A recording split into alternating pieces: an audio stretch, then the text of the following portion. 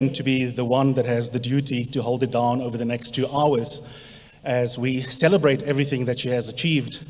And Karima, of course, had a life that was larger than life, and it will take more than just one memorial service to do justice by her in terms of her relationships with each one of us, as well as what it is that she has achieved in the country. We have so many tributes that we have recorded, so many that we could not fit into the program. But what we will be able to do within the next 2 hours is to recall some of the best, some of the funniest, some of the more poignant moments of Karima in each of our lives and in the life of the country. A couple of house rules before we get on with the fun part of today's program. In the unlikely event of an emergency from where I am, you'll see on either side in the middle of this hall, there are exit doors. If we need to exit, we'll use those. And if you need the ablution facilities, looking down at the stage, my left, for most of you, where you are seated, your right, you'll be able to find the toilets are located just outside in the quad area to the left. And there are many ushers around in case you do get lost. If you are watching this as well, I should say that we are coming from Sacred Heart College. We chose this venue. We're grateful that the school has allowed us to be here today. It is a school that is one of the best schools in the country. The values and principles of this school resonated deeply with Karima and Mikhail, who went to this school himself, and so the venue is very much of importance to us, and that is why we are here today, and we chose to come and celebrate her life here. There's so much to say, and I'm going to have to self-censor so that we can get through the program and everyone can get a voice. Karima was, quite frankly, an atheist. Many people were wondering why she had a Muslim burial. She is, to use one of her favorite words, complex, and so is her family life. And of course, she comes from a family that has got a complicated and different strands of relationships with religion, including traditions in the Muslim traditions. And so in the end, the family decided that what Karima would have wanted, and when I spoke to Karima very often, she said, funerals are for people who are left behind. It's not about the person who's already passed on, and so the family gets to decide. But I think in terms of our own belief system, I would probably characterize my friend as having being an atheist. I say that in part because we're not going to open with a prayer. It's not that kind of event. But what we are going to do is to open with a creative piece by someone that Karima loved dearly. And I know we all know her, one of my favorite South Africans, excellent creative, a poet amongst many other titles. And I am talking about Lebo Mashile. And I'm delighted that Lebo agreed to be part of the program. I'm going to ask Lebo to come up and to open up and set the tone for us before we get on with the speeches.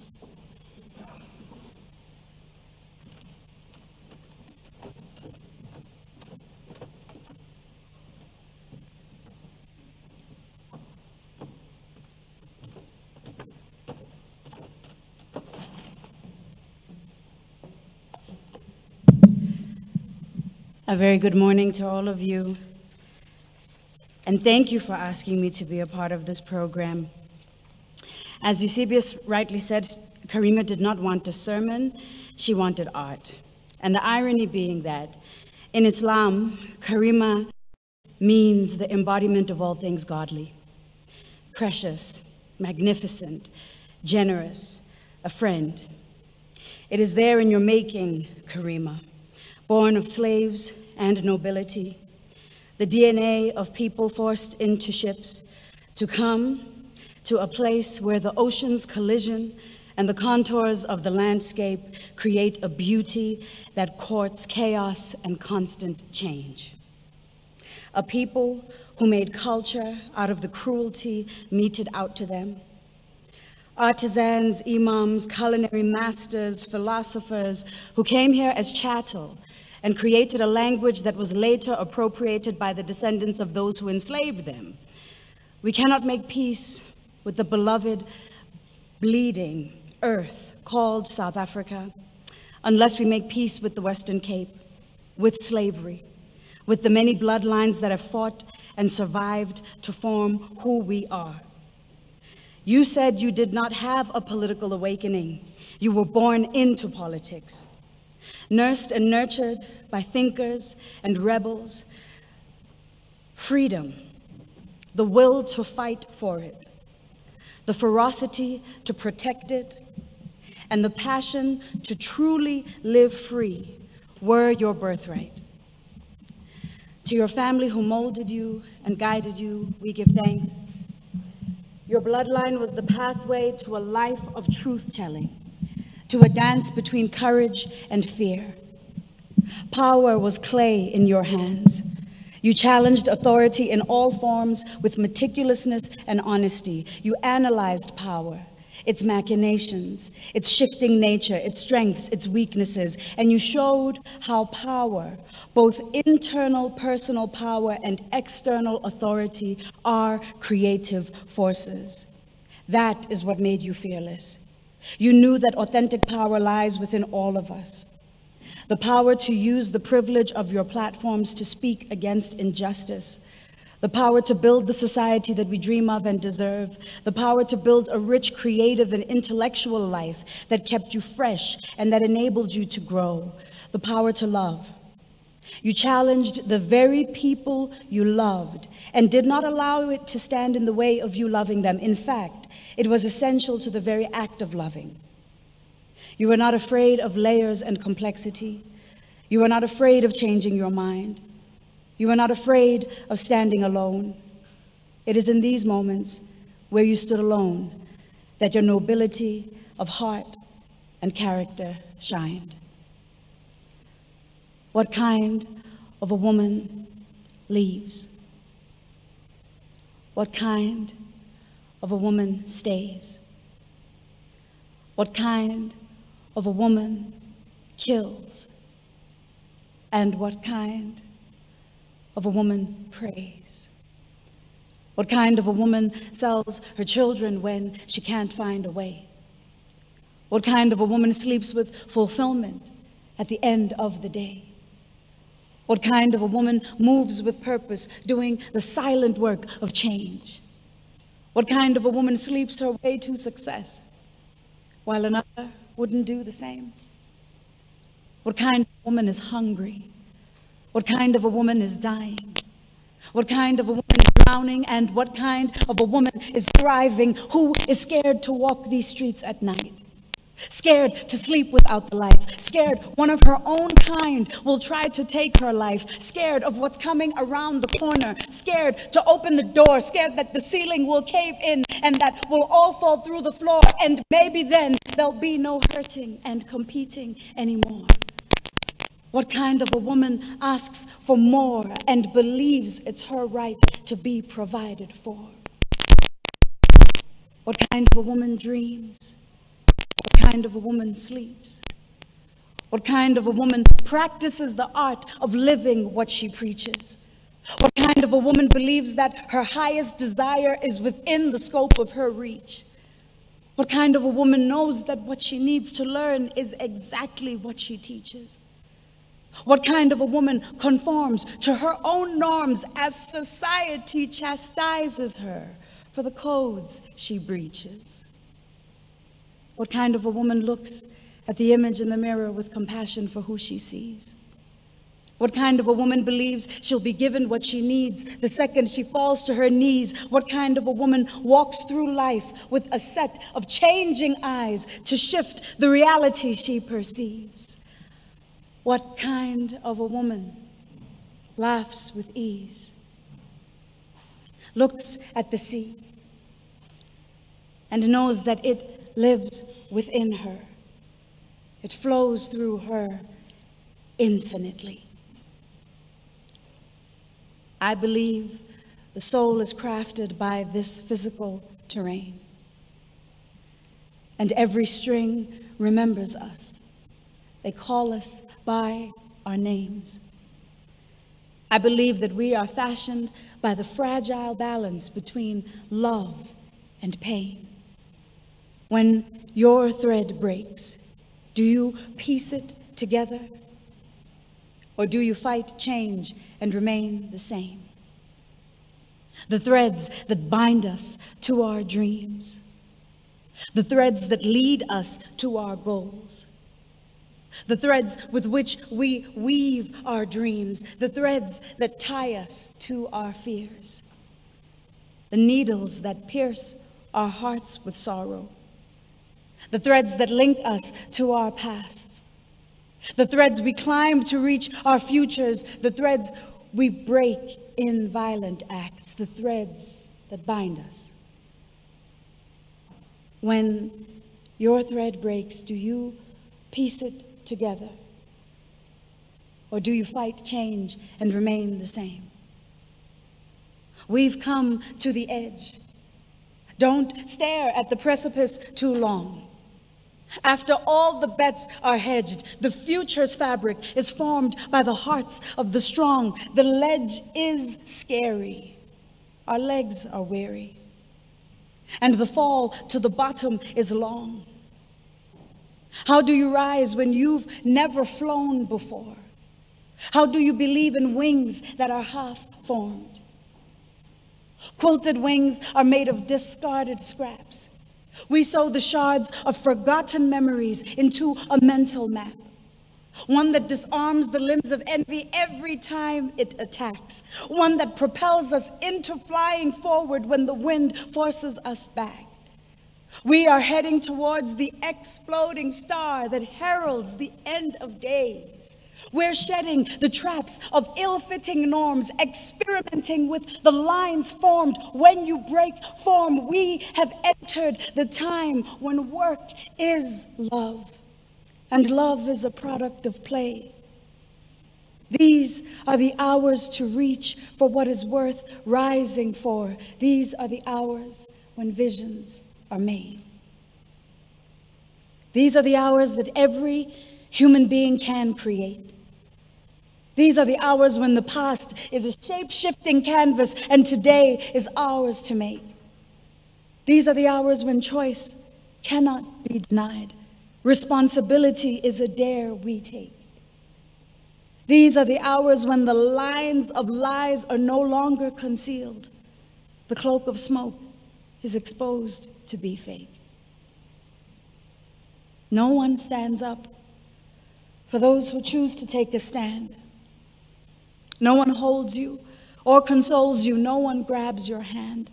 All you get is what was gotten by those who've gone before you, one single silken strand. The pearl of owning that you dived into what had to be done. You listened to your heart's command.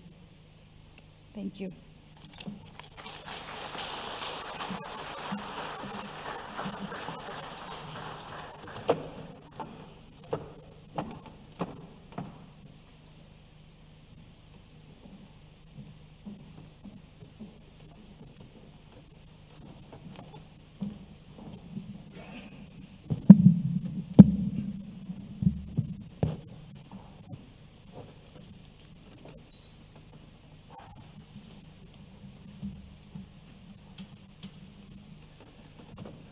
Thank you, Lebo. This is a celebration. It's not somber, although there will be tears. Give her another round of applause.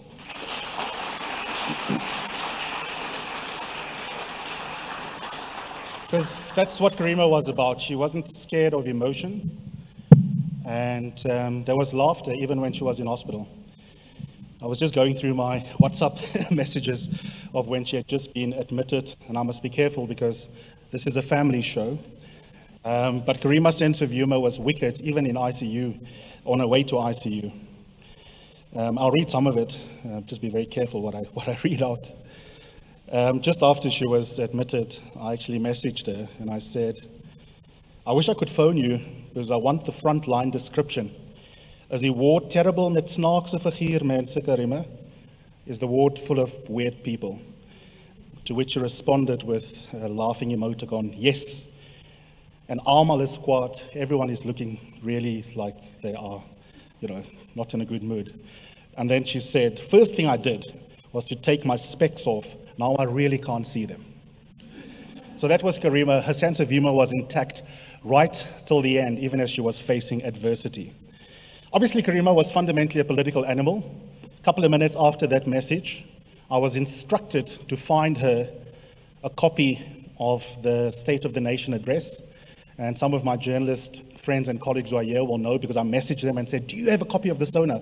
Because she wanted it. Even while she was admitted, she wanted to know what it is that the president is saying. And I said to her, I'm waiting, I've asked, because normally I'd get it from her. And the person from whom you get it is now in hospital. To which she responded, can you in the meanwhile just take videos as you're watching TV? So there I am. Karima's in hospital in the ward, the COVID ward, and I'm busy watching TV so I can send her clips, because she was that dedicated to her beat. Many people misdescribe her. She certainly was deeply committed to trying to understand the ANC, but ANC politicians also have enormous respect for Karima, because as much as she was steeped in political ideology, she knew them so much better than any of us amongst the journos, that she also knew their secrets and could leverage that for the accountability role of journalism. And that is why you will hear in the reflections of some of the pre-recorded messages that relationship coming through. To that end, I want to play a pre-recording from Minister Pravin Gordhan, who couldn't be here because his doctors advised him to be careful, which is important. We would never want this to be a super spreader event, and folks with comorbidities in particular being exposed. But Pravin is someone with whom Karima had an interesting professional relationship. And the minister had the following to say, reflecting on Karima. Good afternoon, comrades and friends, and in particular, Mikhail and the siblings of Karima Brown.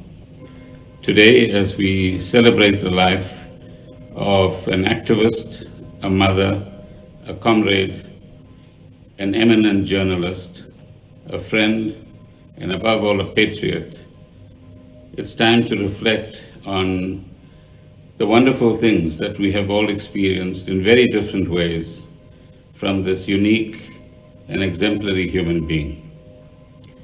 She was a person who had a deep love for this country and for democracy in particular. She was passionate about making democracy work. She was passionate about ensuring that democracy results in a better life for the millions of poor people in this country and elsewhere in the world. And she was passionate about ensuring that there's social justice above all, even within a democratic environment. Here was a person whose passion was mixed with anguish. Anguish at how things didn't work out. Anguish and sometimes even despair, as many of you know, about the slowness of people ending up in orange uniforms, about the lack of charges and arrests and prosecutions of those who everyone knows has been guilty of the kind of history of state capture and corruption that we've experienced over the last 10 years. She was not scared, and in fact, the opposite, very brave, to call out even her own colleagues in the profession who wittingly or unwittingly defended corruption, defended the corruptors, and sometimes unwittingly or wittingly advanced state capture itself. And in that sense, as a journalist, she exemplified courage, she exemplified truth-telling, whether it was to us who are activists in the state or to people elsewhere in other social institutions. She wouldn't hesitate to say where you're wrong. She wouldn't hesitate at the same time to say you've done a good piece of work. She had an approach to her journalism and indeed to her activism which cut below the surface. And in that sense, she introduced a unique dimension in journalistic commentary and in her various interactions. And that is where the analytical element, which is so missing in our society today, and an analytical element that comes with a fair declaration of the various, if you like, ideological or quasi-ideological stances that each of us might actually have. But nonetheless, she teaches us, and we hope we will continue to do this, that we need to not just fall for the echo chamber, be satisfied with sound bites, but indeed look at the trends and the currents that are unfolding both in the world and within our own country and continent, and understand them better, and understand their impact on elites and how they manipulate societies, on the so-called middlemen factor and middlewomen as well, but more importantly, how societies end up as unequal as they do become today, whether in the developed world or in the developing world itself. And that's a dimension, I hope, that her colleagues in the profession will actually take forward. She was a person who was constantly, if you like, agitated, constantly passionate, constantly seeking that missing element that would actually advance democracy, advance clean government, advance the strengthening of civil society, and ensure that each of us walked the straight line, that each of us were true to the cause that we proclaimed publicly. And where we didn't, she did not hesitate to challenge us. She did not hesitate to put forward an alternate version to us. And I'm sure that many of you are familiar with that. And in a world where values seem to be diluted, integrity seems to be diminishing, and honesty is a rare quality, she made sure that those qualities, in fact, came to the fore once again. And all of you know that if you want to earn her trust, if you want to be her true friend, if you want her to associate with you in whatever capacity, then these are the elements that have to be reflected in your own lifestyle, in your own culture, and in your actions at a day-to-day level. And in that sense, she wasn't a hack.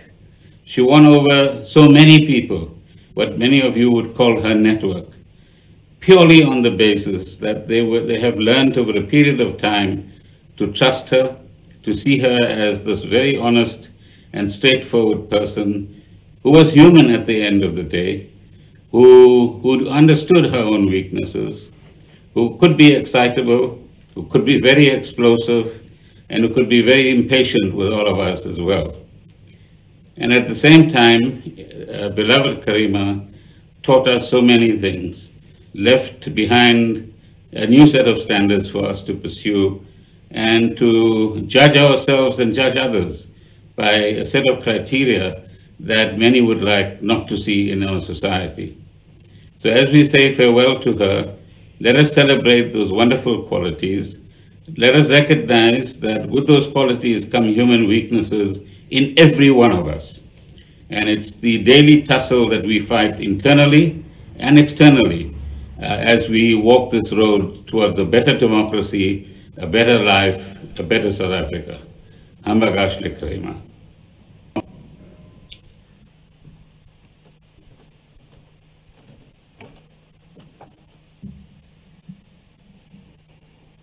Thank you, Minister, for such a wonderfully nuanced set of reflections on Karima's place in our society. So many values were dear to Karima, the ones that Praveen just listed, but fundamentally also media freedom. And the next speaker and I could speak for hours on the phone about Karima. I'll leave her the task within her lot 10 minutes to reflect on Karima, the many ways in which she knew Karima. Sometimes Karima bullied her to get here right now to be on the picket line.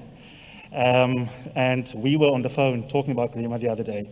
So I don't know where you're going to begin or end, but one of the country's most senior journalists, Thandeka Kubule, is someone that knew Karima very well. I haven't seen Thandeka, but I'm calling on Thandeka to come to the podium. Lovely to see you, Thandeka, and to speak to the legacy of this wonderful friend and media peer of ours that was all of the adjectives that we've just heard from the minister.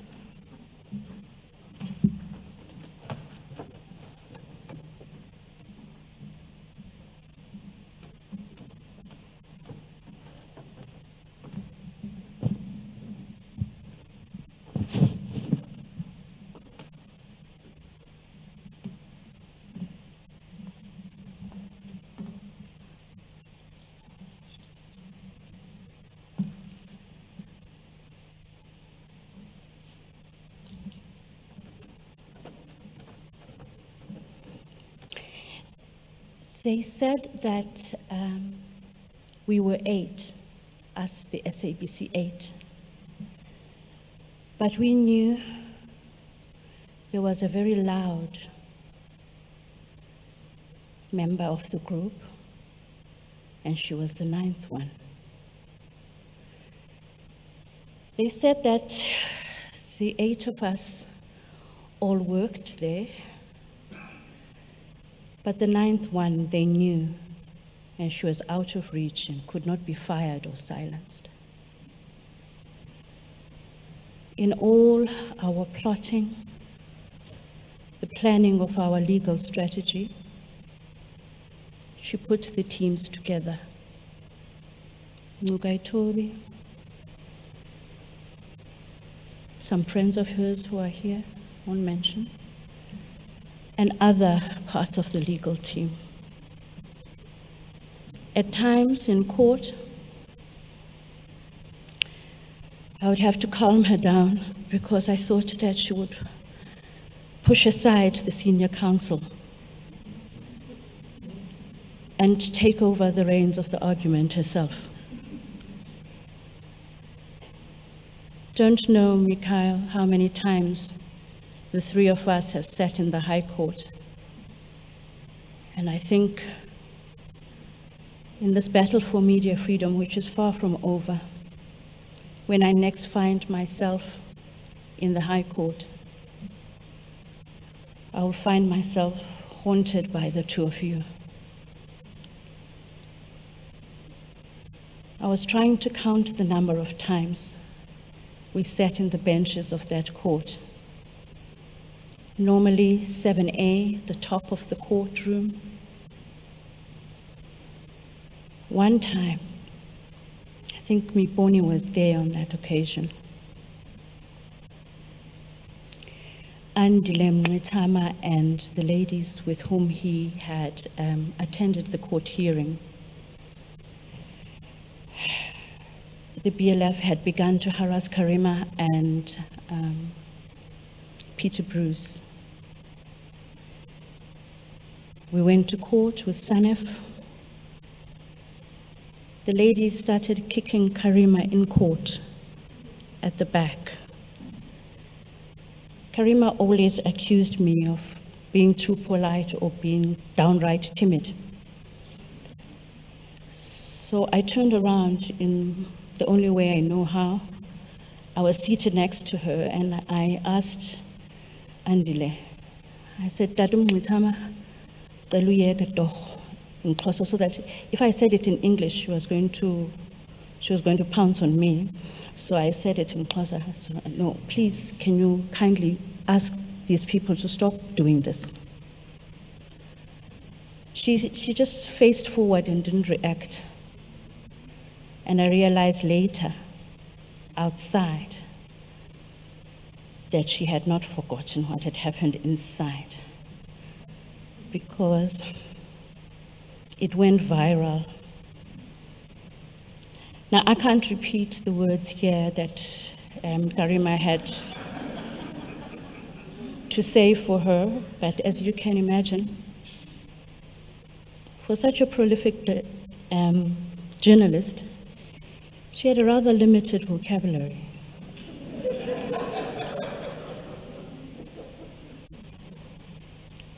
I was happy to discover when I visited the house and spoke to her sister that her sister too thought the way I did about Karima's limited vocabulary, that Karima thought that the F word was an adjective in the English language,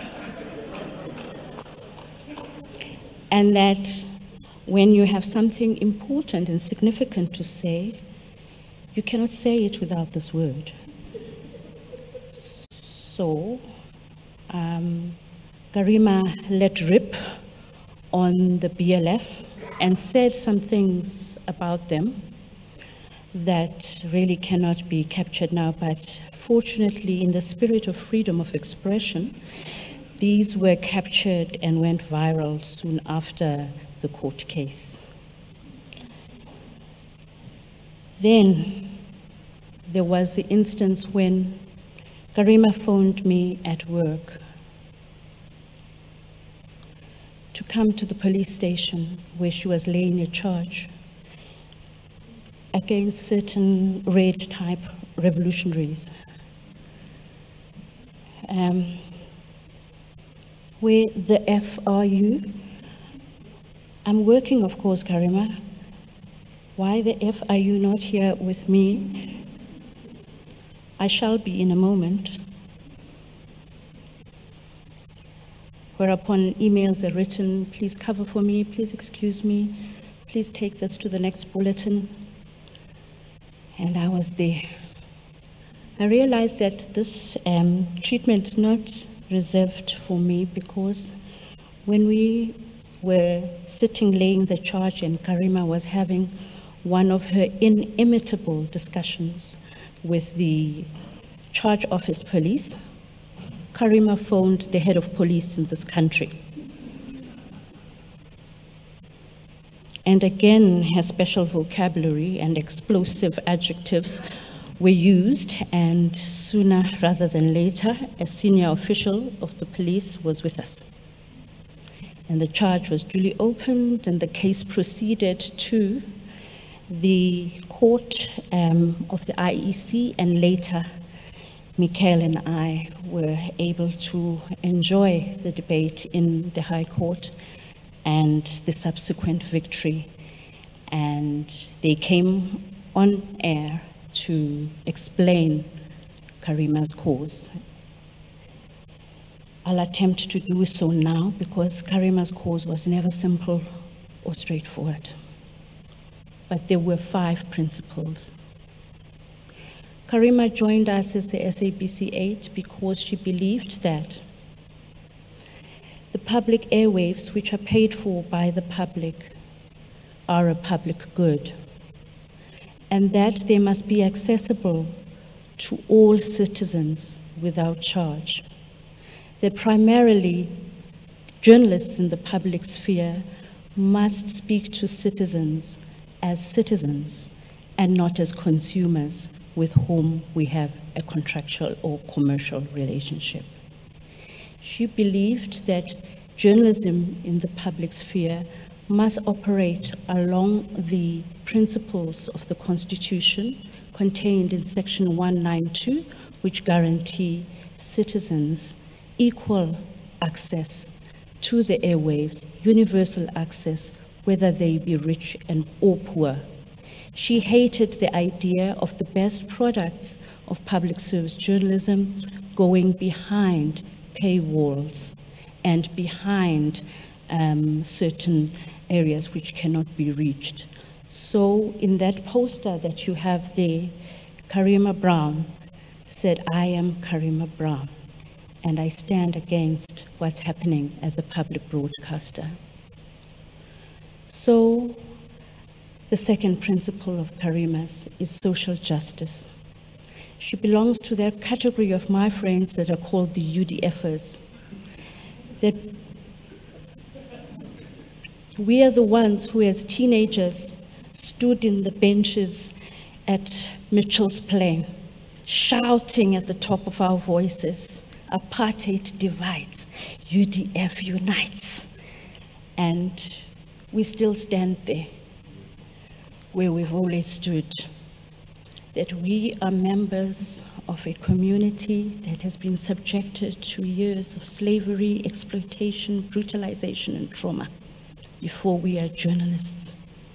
And people misunderstood her partisan nature. She is cut in the mold of Omgov, who, although he produced some of the most salient and most historically significant pieces of South African journalism, like the Peasants' Revolt, and gave us the new age, and mean the real new age, not the one, So, Karima is cut in that mold of journalists who tell you what they believe, but analyze and digest the machinations of power and hold them to account. This is the irony, that just like Omgov, Karima was one of the people most critical of the ANC. And she wouldn't shy away from holding them to power, even though she declared that in the ideological scheme of things, she stood where Amabomvana stood. So that honesty in declaring where we stand is Karima's legacy. But also, she never, and I'm a friend who didn't agree with her very often, she never cut ties with you because she held a different view. Karima believed in your right to be wrong, to think what you want to think. In fact, she would seek you out to ask you, what's your take on this?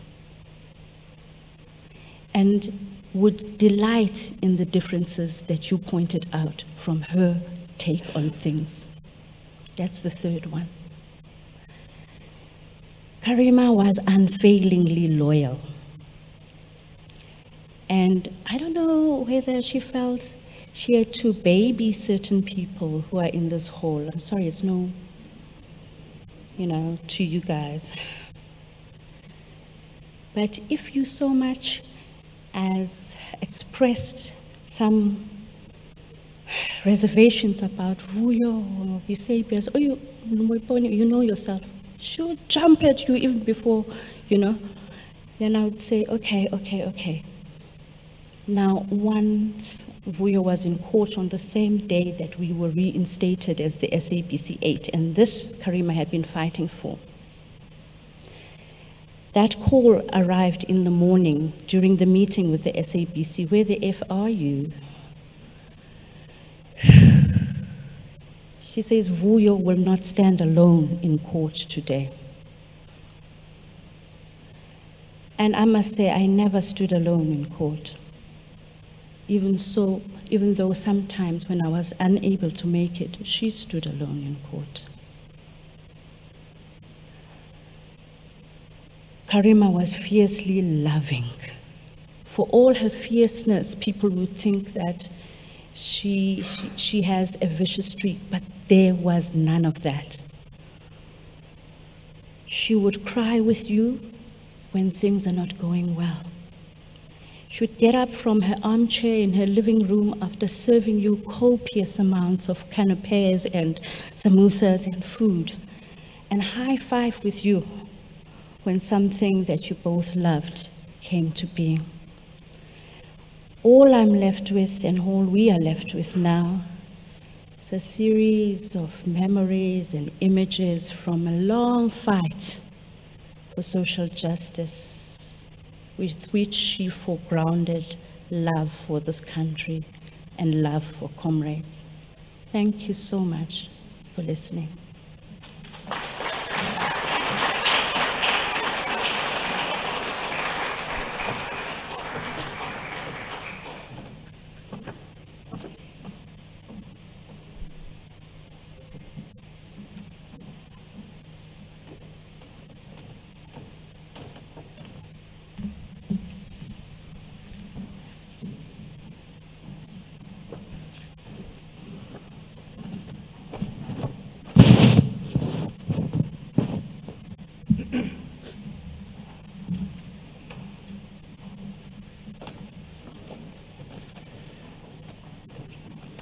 I was just saying to Tandeka, I'm pretending that Karima's still alive. So I sent her a message. I can't read it verbatim, because this is being broadcast live. But the sanitized version is very simple, because this is what we would have done if we were watching someone else's memorial. Tandeka is actually effing funny. One person who knew Karima extremely well is Peter Bruce, who was another person who was incredibly funny. In that British kind of way, if you're watching, Peter. And one of the best political teams in this country was under his leadership at this day. I started my career there. If it wasn't, in a sense, for Peter employing me as a lightie, I would never have met Karima. And like many of us, our first encounter with Karima was with that business day cough the dry cough was the first thing you heard when you entered the Business Day open plan section. And they, exactly as Tandeka said, I think there was tension in every relationship Karima had, including within the workspace. But differences were not as important as strategic alliances and getting on with the job. And I've had the pleasure of watching each of these pre-records. So unlike you, I've had a sneak preview. It's just absolutely stunning, for a treat.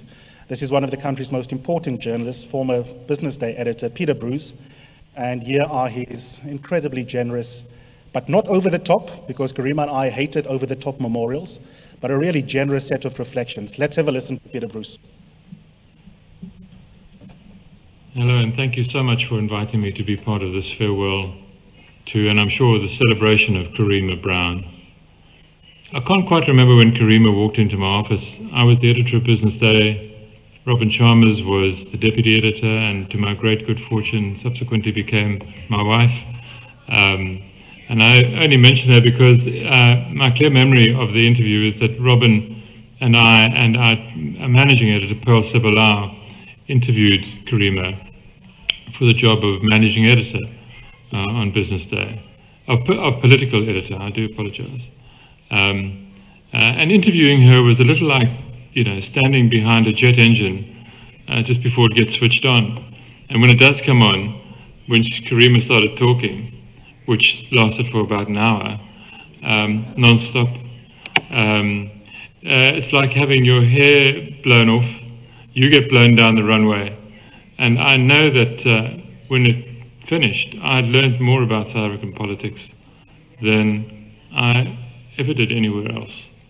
Not only that, but the weird thing was, and Pearl remembers this, and Robin, that Karima was, in a way, in control of the entire process of her hiring. She was interviewing us, not the other way around. We just were left with the absolute conviction that we had to hire her, and what an adventure that turned out to be. First, she arrived, and then within what seemed like a couple of weeks, we'd hired a whole new staff of political journalists. Amy joined, Hajra joined, then Vukani. It was a wonderful time at Business Day. We had that extraordinary thing for newspapers, which was a relatively happy newsroom.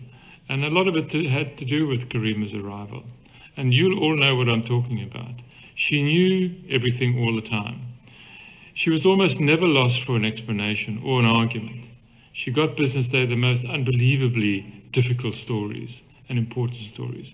Foreign correspondents at the time, people who worked for American, British, European newspapers, Asian newspapers, used to tell me that they always read Karima first because they trusted the fact that she knew what was going on, which is why we hired her. She answered, you know, the one question you always wanted to get answered by your political editor in a newspaper, then and now, because it isn't answered, is what on earth is going on inside the ANC. It's a little like trying to explain what is going on inside a secret society or the old Soviet Kremlin, you know, where you could make a whole story out of who was standing to the left or right of the leader at a parade. But Karima knew she could do it. She could do it better than anybody. She had great contacts. Obviously, I knew many were built around ideological or political friendships. I knew she was a communist. It didn't matter. My best friend in the world is a communist. What matters was she was a journalist too, and she was a really good one. And she was a journalist first. And I know that because I used to get to test it. She'd come into my office at about 4 in the afternoon with just the most fantastic story. But she couldn't print it because somebody had told her in confidence that X or Y, or this person or that person was going to get fired or moved or made a minister. But, you know, she had to sit on it for a few days. And my job was to get it out of her now, right then. And our relationship was brilliant because it revolved so often around me squeezing information out of her that she didn't necessarily want to report just quite then. And we would always try to arrive at a sort of happy medium where what she was writing didn't quite betray her sources or let them down in any way, but nonetheless would give us something really good. I would fight for clarity at the top of the story, she would fight for the little caveats and explanations that she needed to stay in the story down below. And we tried wherever we could to make sure that that worked perfectly. She was such a pleasure to edit. You know, she might have intimidated people, but she always had a story. And even when she didn't think there was one, you know, my job was to get it out of her. And she always made it really easy to do that. She always welcomed me into her writing process. And it was such it was a real joy. I really loved working with this woman. She made me feel much more important than I was. You know, and editors tend to live closeted in their office, and she would draw me out into her world, which is the newsroom. Karima was one of the world's, of life's great rewards. There's no question about it. I remember, besides all the joy and the laughter, I remember the cough. First time I heard it, I almost called an ambulance. I remember the loud chat slow. Having said that, Karima could also whisper a lot. I remember when we ran out of money on our editorial budget, she was so desperate to get to a conference, a meeting of the ANC in the Free State, take a few people with her. I remember paying for it out of my own pocket. An extraordinary time it was.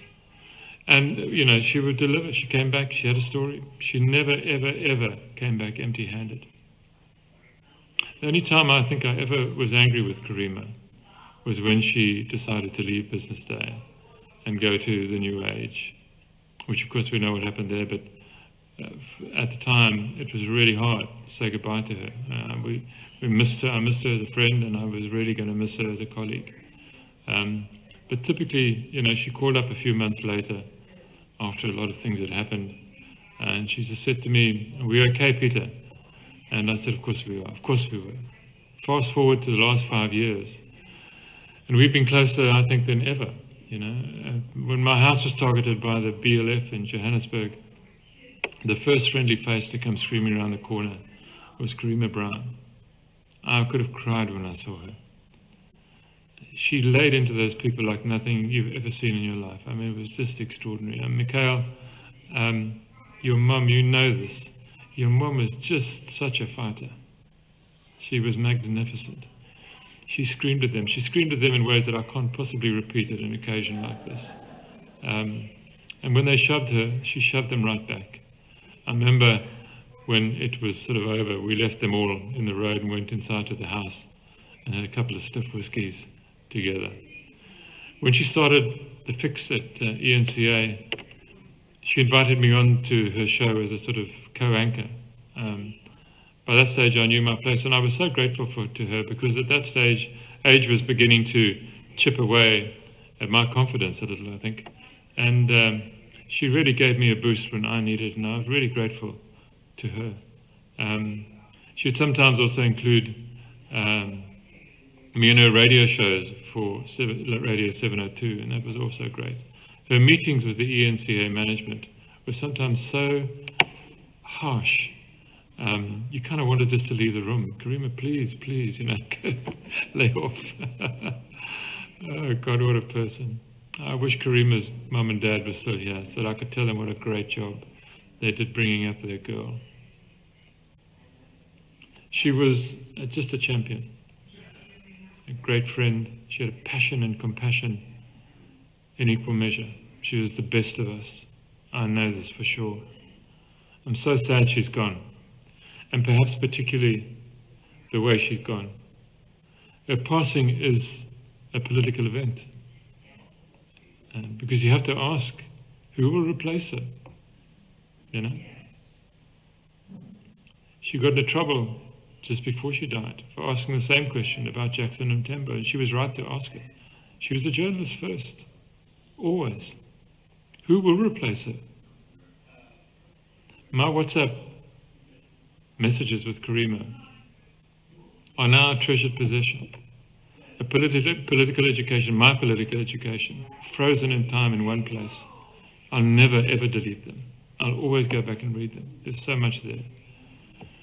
But I used to ask her questions all the time. Now when I write a column, I find myself guessing where once I just call her and ask her or WhatsApp her.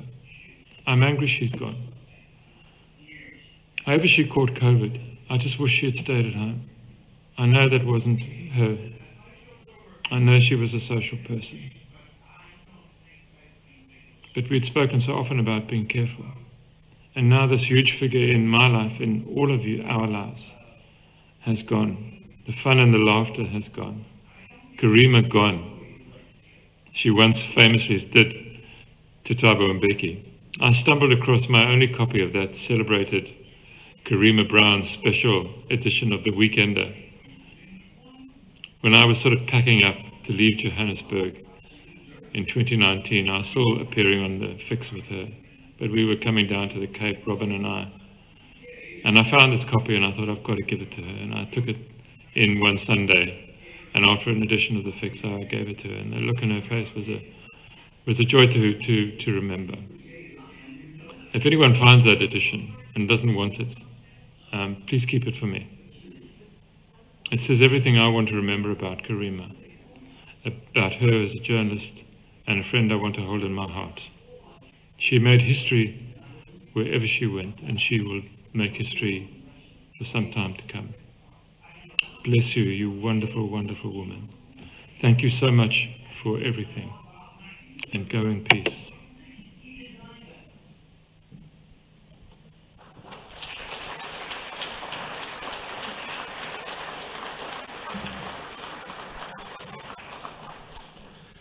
Damn you, Peter. I was supposed to be in performance mode for 2 hours, which is very hard. And if you're not teary-eyed, maybe I can induce it with 2 minutes of that opening montage.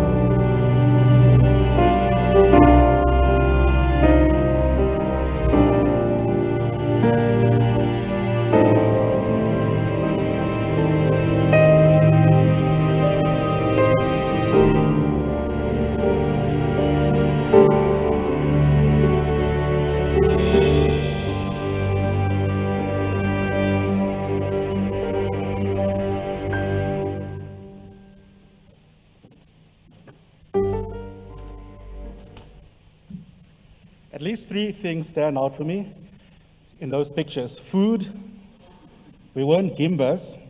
In Santon, we call it foodies. The second is laughter. Karima's always smiling. And the third is that, like me, she had a complicated relationship with her body. We didn't like our bodies. That's why I'm not wearing a suit, but one of these Madiba shirts. Karima struggled with her body. And one of our first bonding sessions was trying to lose weight by going to Sure Slim while we were at business day, which didn't help because we loved eating. But that's not the third thing about the photos. The third thing about it is that she was actually very beautiful. Really, really beautiful. And I think as we render her complex, one of the more simple things about Karima that's worth just acknowledging is aesthetically what an absolutely beautiful person she was. Okay, next up, I know it'll be very difficult for you too, is a dear friend of Karima's. I won't say much, Tyron.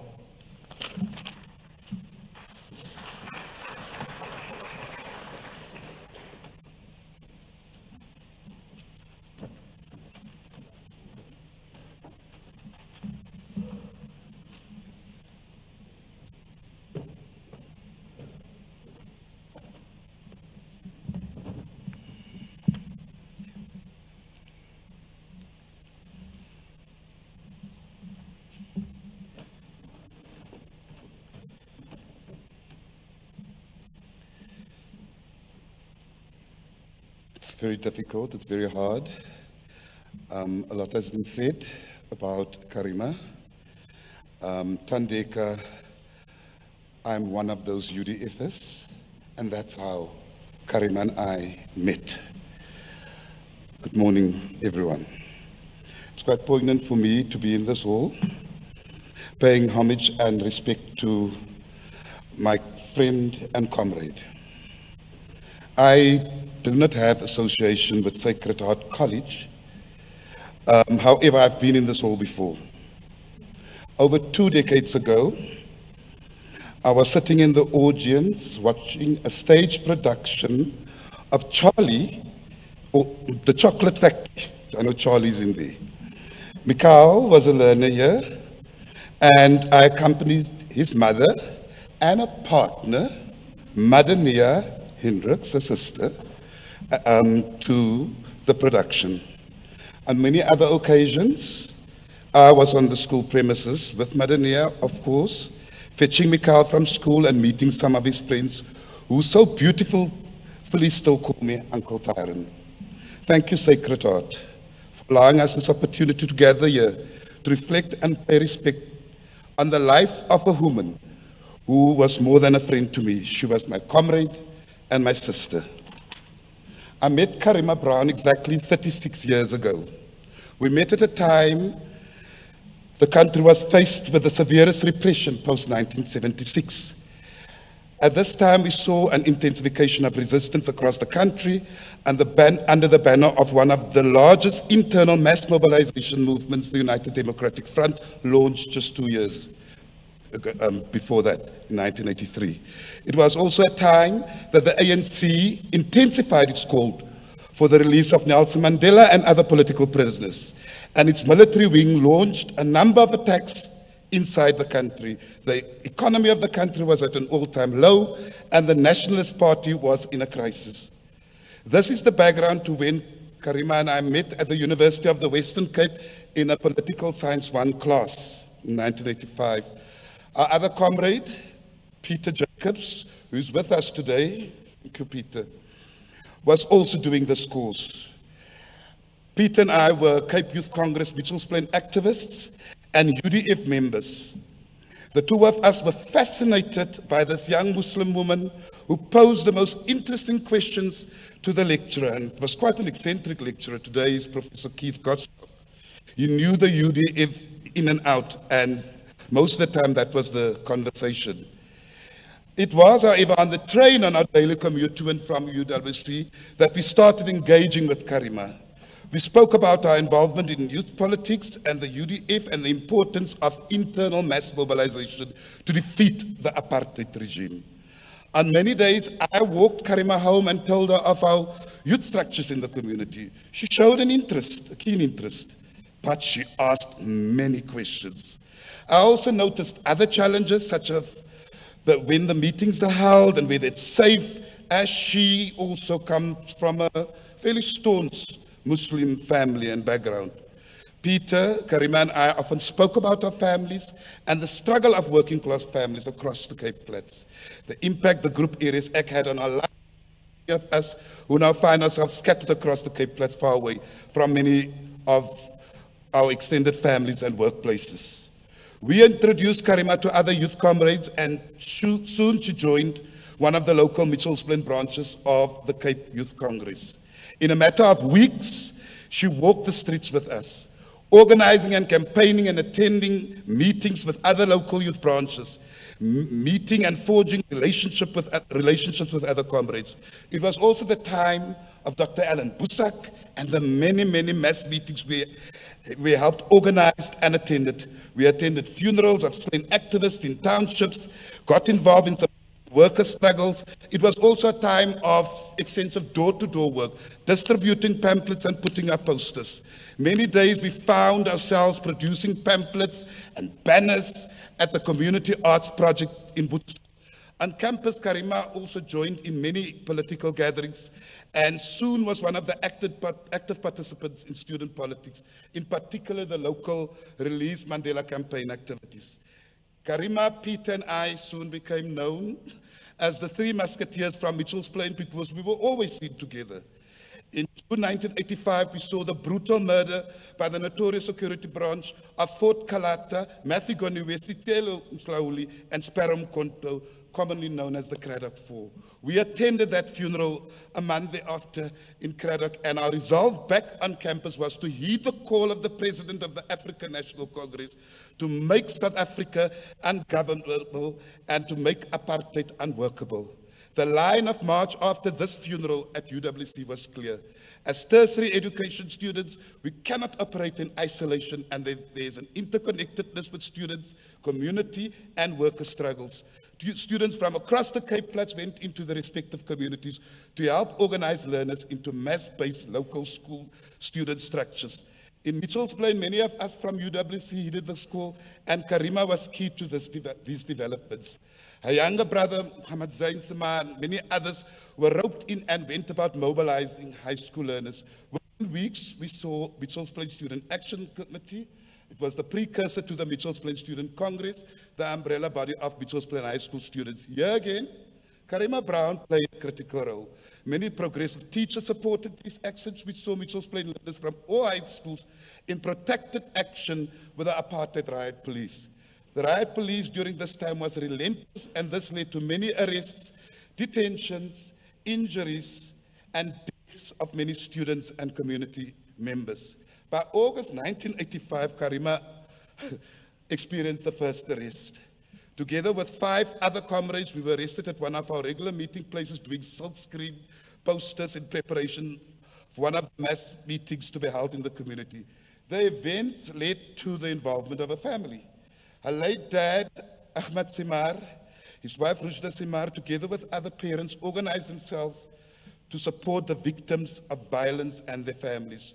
Together with the Detainee Support Conference, they formed the Mitchell's Plain Crisis Committee aimed at supporting families affected by the ongoing violence and detention. Comrade Ahmad and Rushda became lifelong activists and stalwarts of our liberation movement. It was also during this time we saw Karima emerge as a fierce, unafraid, and deeply committed to the cause. A comrade of ours that I'm very close to, whose house Karima, Peter, and I often frequented, described Karima in a Facebook post a few days before her passing as follows. Karima Brown is on my mind. I have 2 pictures in my mind of the young activist. One is Karima outside a church in Rocklands, picking up a stone and throwing it with all her might at a passing police van. The other is Karima banging a fist so hard on my round table in my kitchen in Sona N Street, arguing and fighting with Tyrone and Peter and about politics and action and how things should be done. I wish Karima was conscious now to fight with that same force against this COVID enemy. Love you, brave warrior. This character trait of hers was birthed in many political and education training that was had at the time. Tandeka, you're correct. We attended such training as UDF representatives, youth representatives, given to us by the formidable leadership of the UDF, such as Trevor Manuel, Cheryl Carolus in particular. The late Johnny Issel, then a band person, also saw potential in some of us, and we reveled just being in his presence and for his political lectures and linking our struggles to struggles elsewhere in the world. We learned about the Palestinian struggle. We used audio-visual materials. I mean, that was the time before it was what we have now. It was video cassettes. And then already helped us understand the link between armed resistance and community mobilization. We watched programs clips from the Battle of Algiers, the Iranian Revolution, the Afghanistan situation. This shaped us to be creative in our activism. We started using those sort of materials and tools. We became aware of the triple oppression of women in South Africa. Why gender should at all material times be placed at the center of our campaigns, and the importance to practice intersectionality, way before it became a popular buzzword in activist circles that we hear today. Another young student leader of the time, Chantal Hoffman, a student activist, said the following: "I'm still battling to find the words to express my disbelief and sadness at the passing of Karima Brown. Where does one begin to aptly describe this warrior woman? Stood firm in her beliefs and spoke her truth to power. This Macy Funny Plain who faced and overcame so much adversity. Since hearing of Karima's passing, there is one particular memory that stands in my mind. It was sometime during the mid-80s. I was a high school girl, and Gail Regan and Karima, already university students, had taken me along to a Goomba at UWC. For my generation, it was our entertainment, no nightclubs.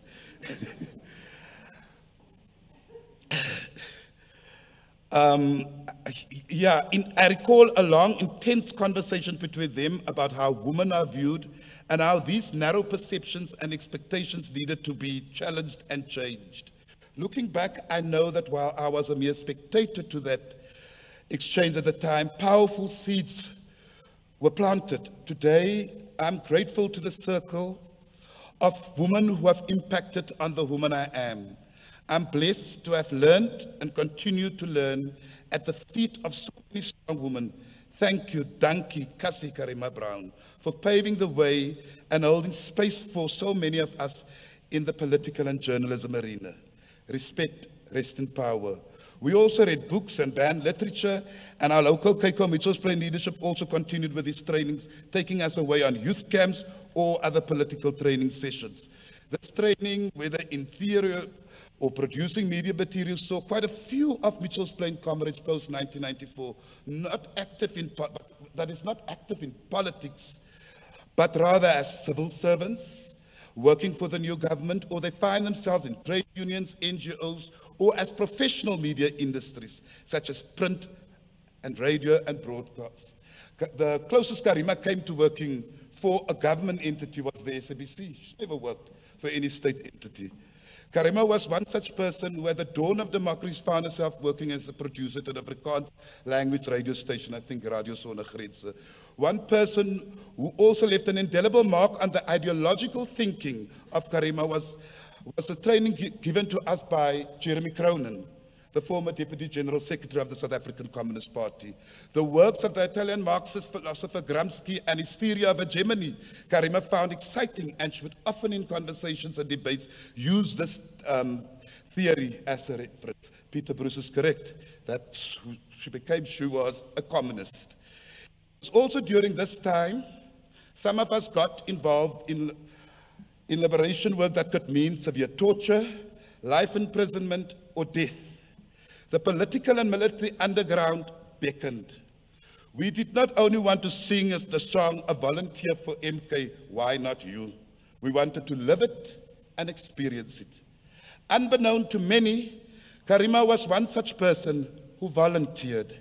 She was politically conscious, disciplined, and willing to work that for many could lead to your untimely demise.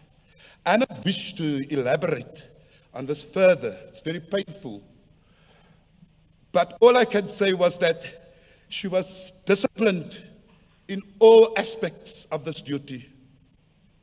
She was part of the military underground and a disciplined cadre of Umkhonto weSizwe. There are people that can attest to it. I myself can attest to that.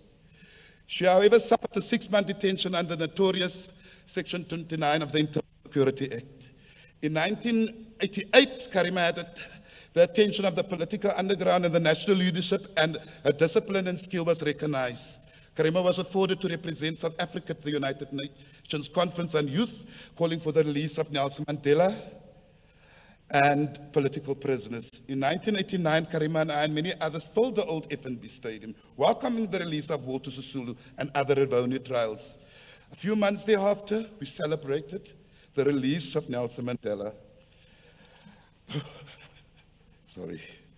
So that is the background and the context. I hope I still have time, Eusebius. Am I done? Sure. Okay. It's very difficult because one can't do this in 10 minutes. There's so much that I want to say. Wait. Ours was also a special type of friendship. Post-1990, as many from our generation moved on in life with real family, we could easily have lost track of each other. However, on the few occasions we connected, and we connected intimately when it comes to that time. COVID impacted also on these friendships. This made contact difficult, but with social media, we were able to, on a daily basis, talk about life, our challenges, our health, fears, and what makes us happy. She never abandoned me for new friends. Hey, Yubi? In fact, she made sure I got to know most of her new friends. Lifelong friendships emerged from that period. Also during this period, Karima has extended a friendship and forged relationships and friendship based on solidarity within the social media space. And I need to emphasize this, because a lot is said on social media and people talk to us about that, but they are more positive, comrades and friends. 2 Facebook groups came to mind: the Lockdown Recipe Storytelling Book and the COVID-19 Light the Solidarity Candle with 13,900 members. The outpouring of love, care and support before a passing and at the time of a passing continues till this day. We have seen these members holding online night vigils, online memorial services. We have seen some even doing memorabilia in the form of a Karima Brown memory mug. Some have even recommended a bursary in her name. Just last week, Saturday, I participated in a memorial walk, and the people who attended passionately spoke in support of Karima. On many other platforms, people talked of a style of evidence-based and accountability journalism, and mostly from journalists, and these people were foes in the professional space. But they spoke quite truthfully about who she was. Winnie also spoke on the various platforms of her appeals for care and support and social solidarity. Many continued to note her mobilization around prevention. The outpouring of support continued and spoke of plans to honor Karima's league. Karima was simply not just your stereotypical journalist. Over the years, the activist in Karima many times came out, and I think Tandeka spoke eloquently about it, about the support for colleagues at the SABC, where it's taking out the fascist-like misogynistic political leaders in court. She stood her ground and said the following: I won't be cyber-bullied by any politician. Thank you, Eusebius, for that. What's up? Unlike many other journalists who showed her support, many of the social justice struggles,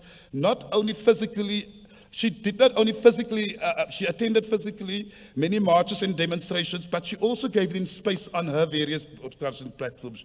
She did attend the shutdown movement, not just as a journalist, but she showed her support by using an agency that she has. And she gave that type of support physically at those spaces, the shutdown movement.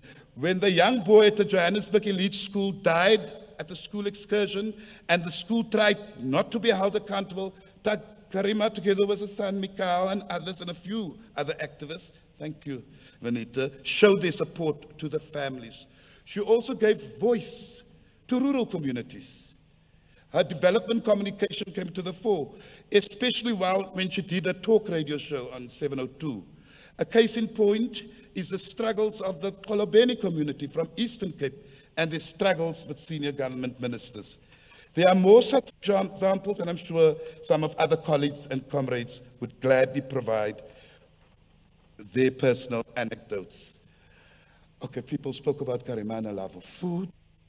On a lighter note, as with the rest of her family, they love food. They talk about food all the time, cooking and baking and trying out new concepts. Just on Thursday, this past Thursday, many members of the 2007 strong lockdown recipe storytelling book, held a Nom Nom Day. Karima was famous for using that word, Nom Nom, in memory and honor of Karima's food likes, cooking, and plating skills. It was such a joyous occasion to be so overwhelmed by this care and support. I will conclude now. To the Samar family, thank you for allowing me in Karima's life when we were all so very young. Thank you for allowing me and continue allowing me into your space. Zain, Madania, Rushda, and the rest of the Samar family, be assured that we will honor the legacy of Karima. I will personally help in this regard. Mary, thank you very much for being a partner in Karima's journey. You were not just the helper at home, you were also the security, but you also became a close family friend. You are family. To Mikhail, be assured, young man. Uncle Tyron, with every fiber of his existence is here for you. Child of my heart, your mom would refer to you. To the colleagues and friends of Karima, she has run a race and she has run it unapologetically and with distinction. The baton is being passed over to us to continue her exceptional legacy. So long, my sister and comrade. You will live in me, you will reside in us. To quote Helen Keller, an American author and disability rights advocate and political activist, what we once enjoyed and deeply loved, we can never lose. For all that we love deeply becomes a part of us. Thank you.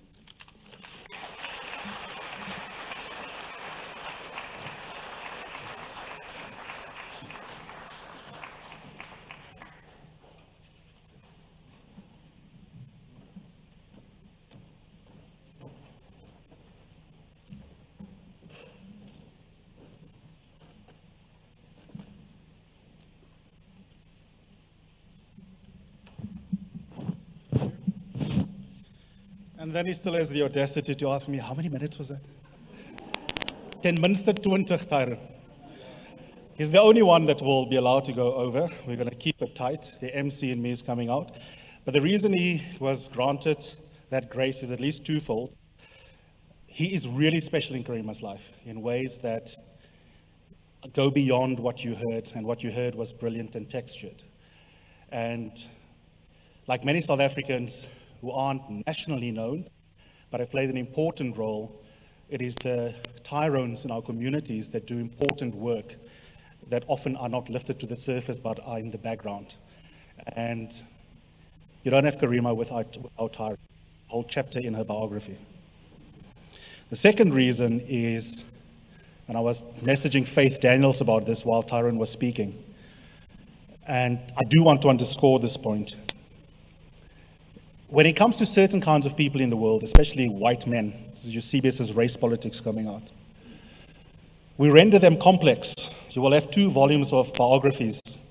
The early insert famous white person, the later insert famous white person. But when it comes to black bodies, they are rendered one-dimensional. Karima didn't fall out of the sky in the late 90s with a job at the SABC. She is imbued with complex social and political life and narrative and biography, and that's why that speech from Tyron is so important, because it embeds her within the social and political structures that give you a sense of what drove this person that eschewed the idea of neutrality in journalism. It wasn't a weird philosophical conviction that journalism should be justice-oriented. Her rejection of neutrality, even if you don't agree with it, which is fine, has got a biographical basis in her childhood and in her life in the 80s. And that's where that very long speech, that's where it fits into an appropriate memorial that does justice by Karima, because what's archived publicly very often begins and ends with Karima in the last 10 years. The next video, the quality is not that great, but I want you to listen very carefully to what our ambassador to Benin has to say, Ambassador Ruby Marx. Brilliant thinker, another very important South Africa, very understated, and she remembers Karima in really, really important ways. And just try and listen to both her message and the lyricism with which she describes Karima. even though the video is a little bit grainy. Good afternoon to everyone gathered here today to celebrate the life and the legacy of this phenomenal woman that I'm privileged to call a comrade and a sister friend.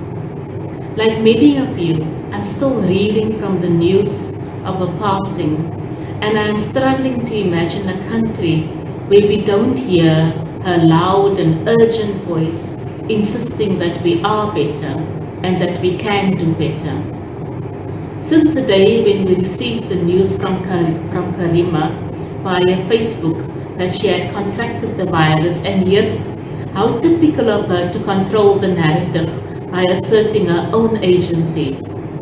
But it felt as if we were all in some massive impersonal waiting room, waiting to hear whether, as she had done so many times in the past, looked all types of danger in the eye and stared it down. This time we were all filled with trepidation because we knew that she already had health challenges. Like many of you, I spent the days since we saw that announcement in ceaseless anxiety and worry about Karima, and endless conversations with those who might knew more than what was out there in the public domain. And I tried to prepare for her passing as if such a thing is possible, worried about it continuously the longer she remained in ICU. Tried to think of how us and how I would deal with this grief, because I knew that this would be a different kind of grief. A grief that was born out of our collective struggles and the hopes of our 80 generations who dealt the last decisive blow against apartheid. But of course the preparation didn't help, because grief still seeps through crevices of waking and sleeping and the ordinary mundane of your life. And you try to flow with its ebb and tide as you contemplate our personal and our political landscape without her. And now Karima had passed. Someone who had stood with us side by side in fighting solidarity through all of our years of struggle against apartheid, and to whom we owe such a huge debt of gratitude. And Karima lived the truth uncompromisingly and fulfilled the historical mission to speak truth to power and to the discomfort of many. I recall visiting a friend's mother in Elsa's River on a Sunday while the fix was on. There was Karima with someone or other in the hot seat who was squirming at Araja's sharp questions. The auntie was watching with great delight and suddenly piped up, "Say form, Karima." I don't know if Karima realized quite how important she was to ordinary women and men who was looking and finding a voice that held others to account in her life. In many ways, she reminded me of one of her own great heroes, Comandante Fidel Castro, who had a reputation with his beloved Cuba as a little giant against apartheid. In the same way, Karima was a little giant against injustice, against corruption, against poverty. And she was fearless. But I wonder also if we know what it really took for her to be so brave. I think she knew that if she allowed fear to overtake her, then her journey would be doomed. Because fear is born out of a story we tell ourselves. And so she decided to tell herself a different story from the one that women are normally told. She decided she was safe, she was strong, she was brave, and that none of her detractors, try as they might, could destroy her. And I imagine that she told fear, "Hello fear, thank you for being here. You're my indication that I'm doing what I need to do." And so I want to thank Karima for making us all feel a little braver, sit up a little straighter, talk a little bit louder because of her example. As for me, here's how I imagine Karima in the year after. I imagine Karima with a big fat Cuban cigar in a red convertible. Not that she's smoking. It's just the kind of contrary thing that you do to blast your perceptions of what a good girl is supposed to do.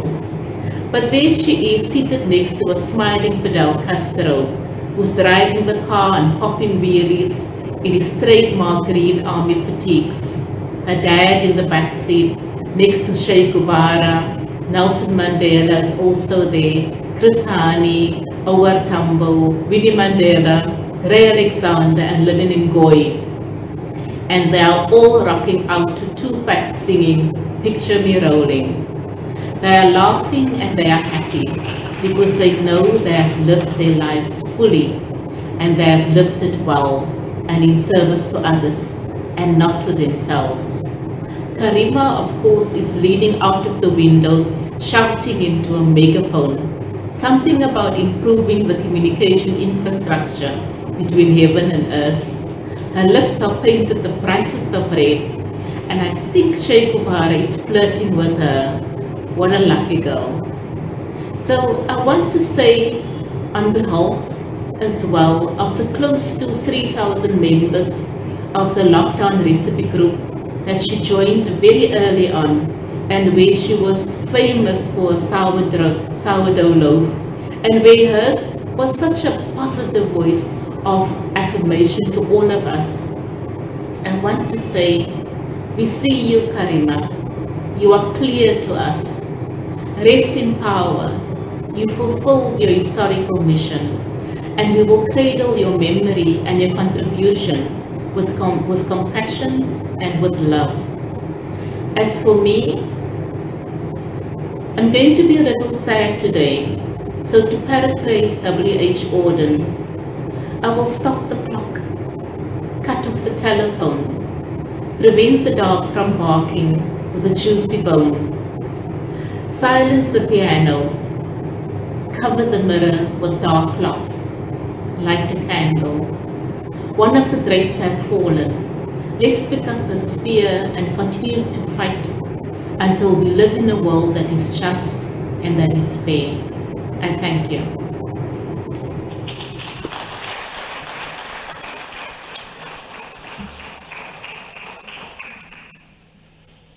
Again, our apologies for the quality of that footage, but what beautiful lyricism, right? Incredible from the ambassador. Both Karima and the minister will be very annoyed with me. One of her favorite politicians is Minister Bladen Zamanda. He couldn't make it today because fees must still fall, and he has battles to fight. And he wrote the most beautiful tribute for Karima, and he had to.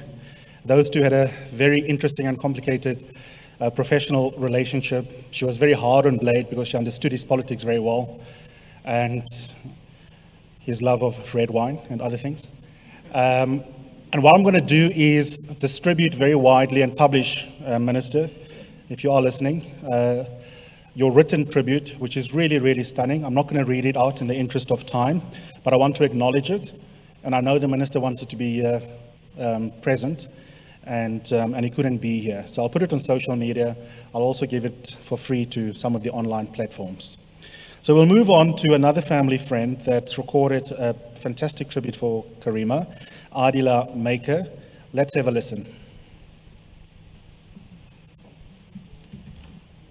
Karima, friend and sister. Like many of us from Cape Town with Malay roots, food was an integral part of who we were and how we socialized, how we expressed ourselves, and how we loved. Karima's passion for food later in life, but food went through different phases. But her passion for beautifully presented gourmet food infected us all. We planned the way we planned food, how we cooked for our families, for friends, and even our fallen comrades was an integral part of our relationship. Hers and my relationship with food started with canned peaches and cream in bed on a Saturday morning. Might not sound like gourmet food now, but as young activists, in the 80s, it was a treat. Her passion for food, of course, was matched with her fierceless love for her country. As a young woman, Karima mobilized and organized, worked tirelessly, left university in a struggle for freedom for all South Africans. A mutual friend labeled us the coat gang. Ever ready in winter, we wore coats and we pushed Gail's car up the hill at UCT in those coats because the pamphlet that was talking about Madiba's imminent release had to be printed. Karima wasn't scared to state her opinion and fiercely defended her opinion, which sometimes brought difficult moments for those that she was in conversation with, whether in person or through media platforms. Some of us might have disagreed with Karima, strategically, politically, tactically. But what can't be questioned was her commitment to a better South Africa, where resources were distributed equally and everybody could attain their full potential. It's not a love for a family. Well, they're best placed to talk about that. Treasure the good moments and accept the not so good as part of life's journey. She loved you. I moved back to Cape Town about 12 years ago. We haven't had much contact since then. But I spoke to her on the 18th of January, actually. And we spoke about our families, our children, life, Mikhail's upcoming 30th birthday. And of course, my ever-present want to study further. I asked my son after Karima died, my eldest son, what he remembers about Karima, and he could describe in detail her house. And that I realized was a product of the time that we spent together. When Madania told me about Karima's illness, I was a little paralyzed. Then I started praying.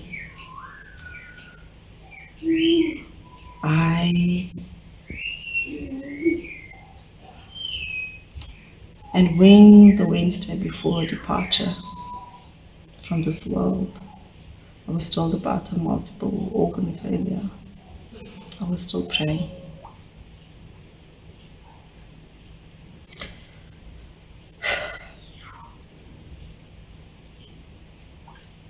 On the morning of her death, I wrote her this poem,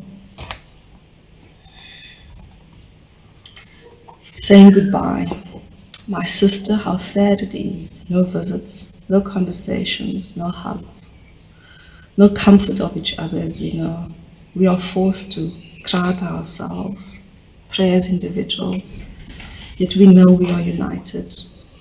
The losses can be counted, the deaths, the illnesses, the change of life as we know it. The soul is shouting, WTF. Yet we go on. The cycle of life is beautiful, heart-wrenching. The memories flood as we say goodbye. Our last call was meant to be. My only regret is that we never got to write the book about young colored women in the anti-apartheid struggle. May our prayers for you accompany you and pray for us.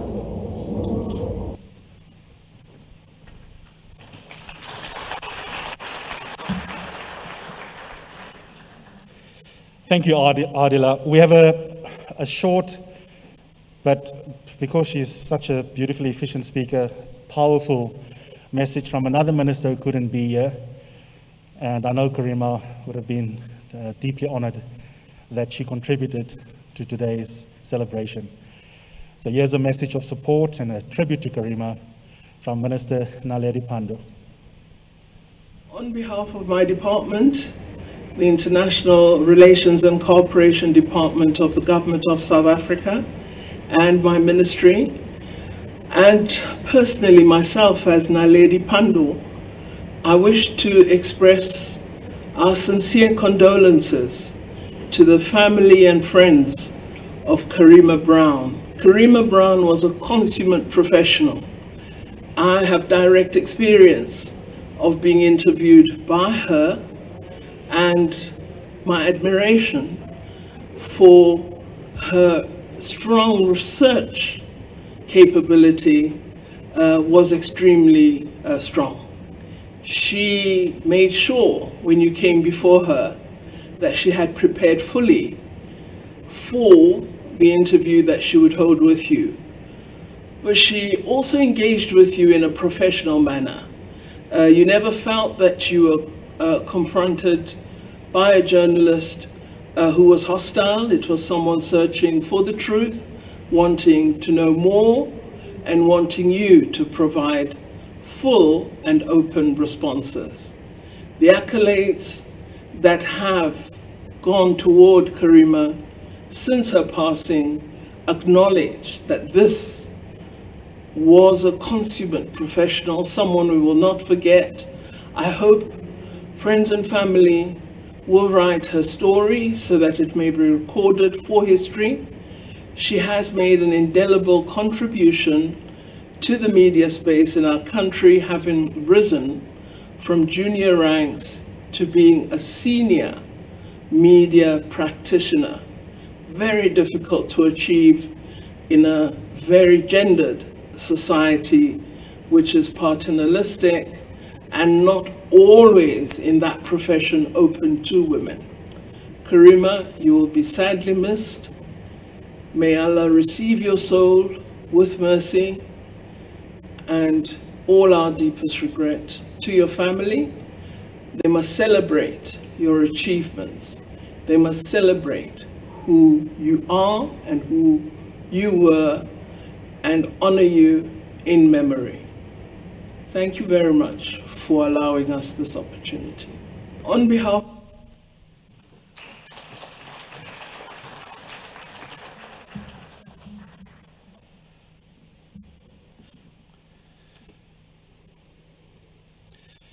The next person that we're going to hear from is someone very dear to me and Karima as well, and the journalism profession, and that is Rahana Rousseau.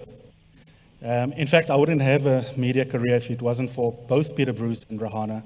Rahana published the first thing I ever wrote when I was still a student at Oxford, criticizing what everyone was celebrating, the Constitutional Court decision that gay people are entitled to get married. Being argumentative, I quibbled with their remedy to give Parliament a whole year before I'm allowed to get married. Not that I've taken up the right subsequently. And Rahana messaged me back and said, with your permission, can we run it as a guest column? I never thought of myself as a writer, because I know that writing is intellectually more texting than speaking, especially before smartphones. If you speak, no one can go back and re-examine you. When you write, your words live on, and I always used to be scared of that. But Rahana encouraged me to write. She was the editor of The Weekender, brilliant newspaper that should never have been canned. Horrible decision that was. And she again messaged me while I was still a lighty and said, please write for me. And my first ever essay was published by her.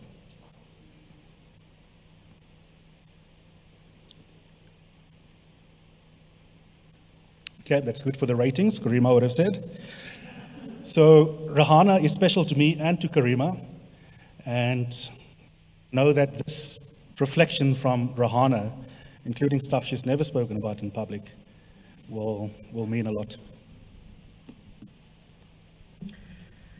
Karima and I once endured a singular experience that I haven't shared in public before. I guess Sekunjalo Kenako, although it has come much too soon. Karima and I were detained in July 1987, held indefinitely in solitary confinement with no visitors except security policemen.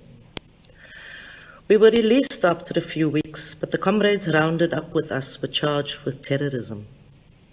They included people who came to occupy high positions in the justice system, like Anwar Ramat, Peter Jacobs, and Jeremy Vieri. A year later, in September 1988, I was served with a subpoena to testify against them. My lawyer, Esamosa, wouldn't see me when I asked for his help. He was defending the trialists. At the time, I was a court reporter at the Argus and was popping in every day to courtroom number 1 in the Cape Town Supreme Court to visit with my comrades. After I was subpoenaed, I was prohibited from entering the court. I thought I was facing this disaster entirely on my own until the day I arrived to testify. On a bench outside the courtroom sat Karima, her shoulders hunched, clutching her subpoena. She looked at me with those big black eyes stretched as wide as they could go and asked, "What are you going to do?" I stared back at her with big eyes too. "I refuse to testify," I shrugged. "Go to jail." Her head shook vehemently up and down. "Me too," she said. There wasn't much more to talk about. We clutched each other's sweaty hands, not knowing who was going to be called first, whether we would be arrested as soon as we refused to testify, whether we would be given bail, or whether we would go straight to jail. We were facing a minimum of 5 years in prison. When the door to the courtroom opened, our heads whipped around. It was a court orderly beckoning us to come inside. When we reached the dock, our comrades greeted us with warm smiles and firm hugs.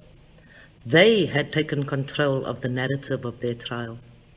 They had insisted that they be treated like soldiers. They admitted to their involvement in all the ANC activities listed on their charge sheet. I first met Karima in 1981. I was a member of an ANC-supporting youth organization, and she had joined one in Mitchell's Plain. The Rousseau family and the Samar family, like so many others, were all in the struggle. Our parents were members of the Detainees Parent Support Committee, and we got detained time and time again. Karima's journalism career began where mine did, at Grassroots newspaper. I met her in a meeting to organize coverage of a campaign against high electricity prices in Mitchell's Plain. Members of my organization and hers met at the printers on a Friday night to fold the warm 100,000 copies as they rolled off the printers.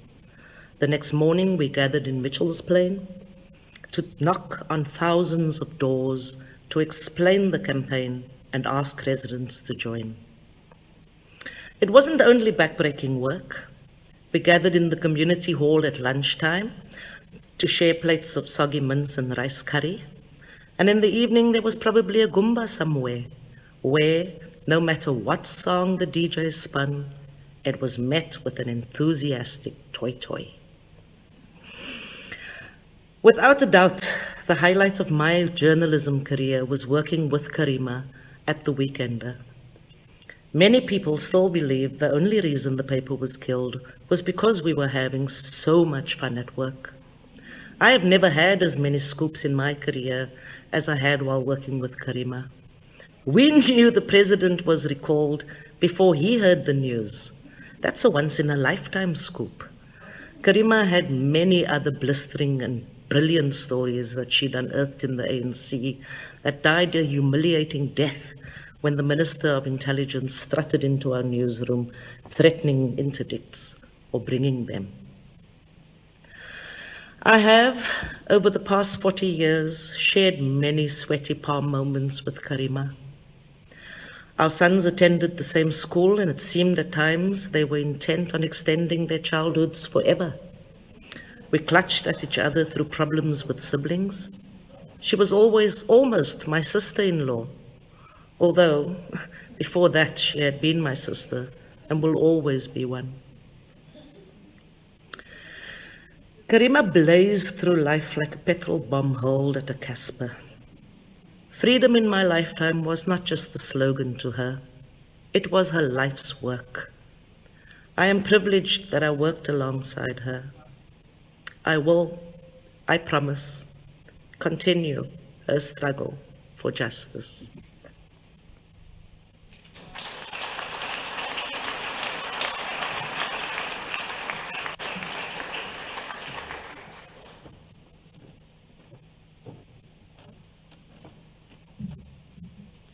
By the way, Rahana writes as beautifully as she speaks. Google her books. All three are brilliant. If I had to pick a favorite, it's probably the first one. Karima and I had massive fights about it. She didn't like it. I loved it, called What Will People Say? About a family in Hanover Park. Read it and adjudicate the fight between me and Karima. Karima's mythical son actually does exist. That is referenced everywhere by her, digitally, or by people who speak about how she role models parenting. And the burden of being Karima's son must be darn enormous. But with that said, I call on Mikhail.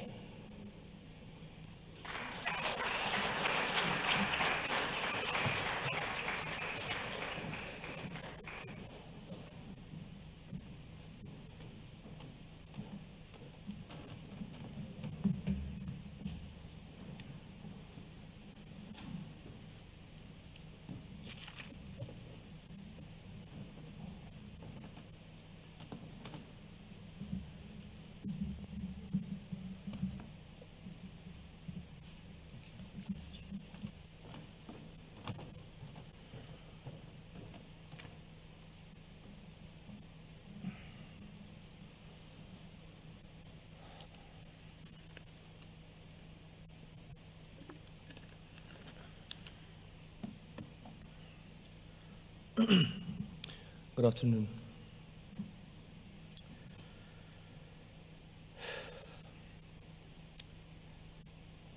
I am Mikhail Brown. I am Karima's son. First and foremost, I'd like to thank everyone that has been of assistance to myself and my family through these trying times. I'd like to give special thanks to the staff of Charlotte Mateke Hospital for giving my mother the very best care all the way till the end. I'd like to thank Professor Marvin Murr, who gave us, myself and my family, the privilege of keeping us up to date personally every single day. I'd like to thank the CIT family and Yasin specifically for giving my mother a dignified, respectable, and loving burial under extreme circumstances. I'd like to thank Al-M Relations for being our family's production collaborator and for helping us pull off this production. I'd like to thank the Sacred Heart family for being a consistent pillar throughout my life and therefore my mother's. I'd like to thank Eusebius Makaiser and all the friends that my mother has accumulated over the years for really giving us support and helping us through this time. Thank you for taking care of myself and my family and giving my mother a send-off she'd be proud of. We wouldn't have been able to do anything without assistance. So I really want to stress our appreciation. I was deliberating with myself on the content of this speech all week, and in all honesty, there is just far too much to actually say. So I'll refer to Karima in the role of a mother,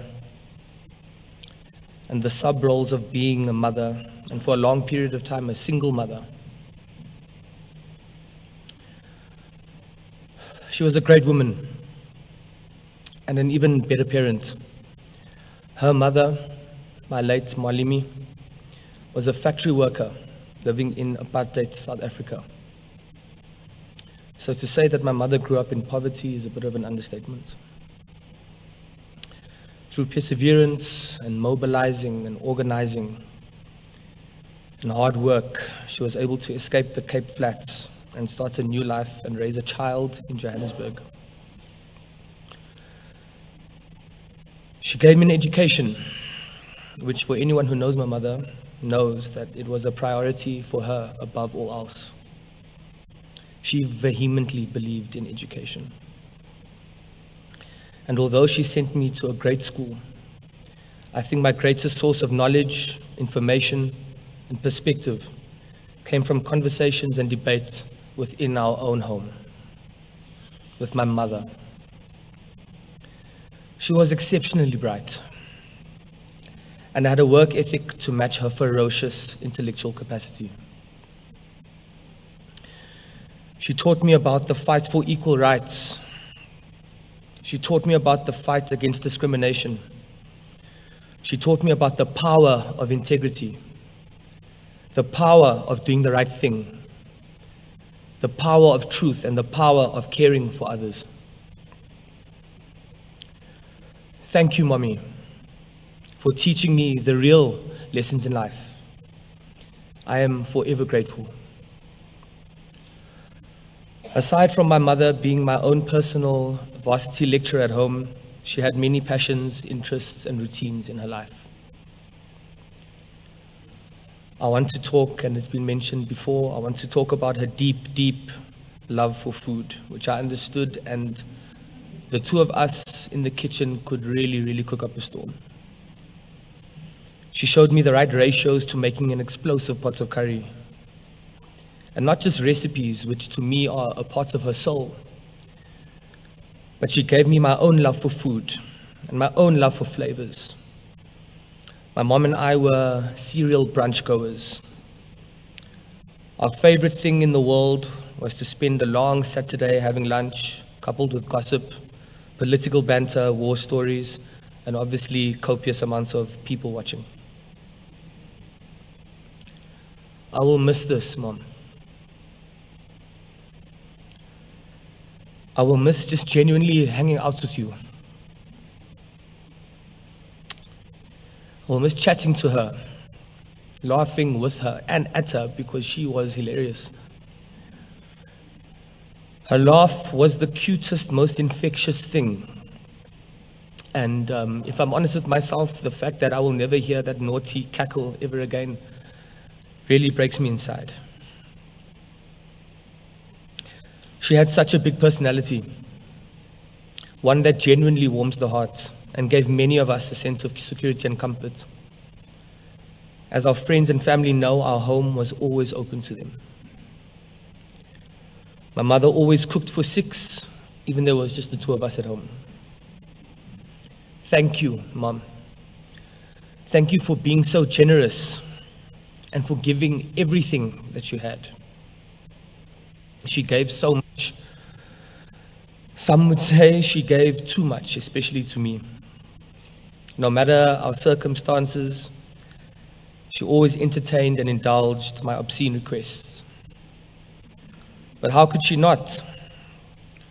Her penchant for Oliver People's glasses and Chanel perfume gave me my passion for fashion. We could never have enough clothes. We would have a car out of commission, but there was always enough to quench our thirst for beautiful garments. Thank you for opening your closet and your mind and your culture to me. I hold it deep, deep in my heart.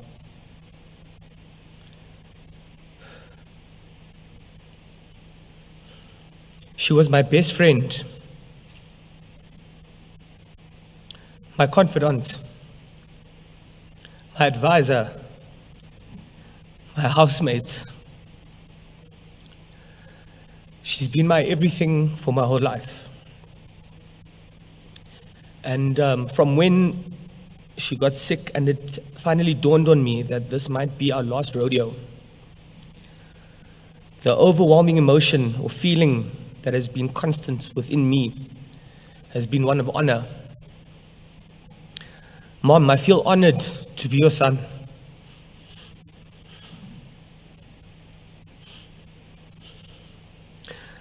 I feel honored to be a part of you.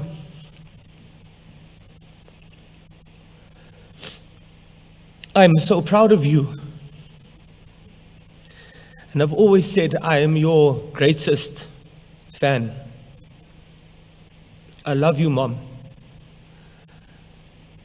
I miss you more than words can describe.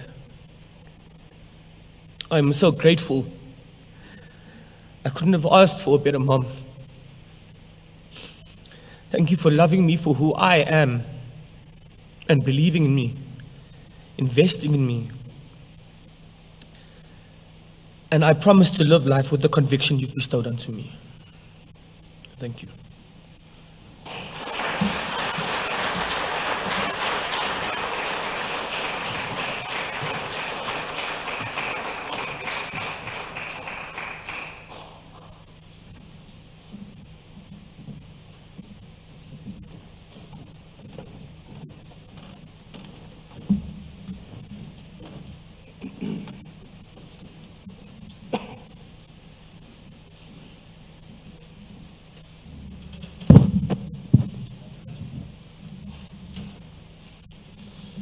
Thank you, Mikhail.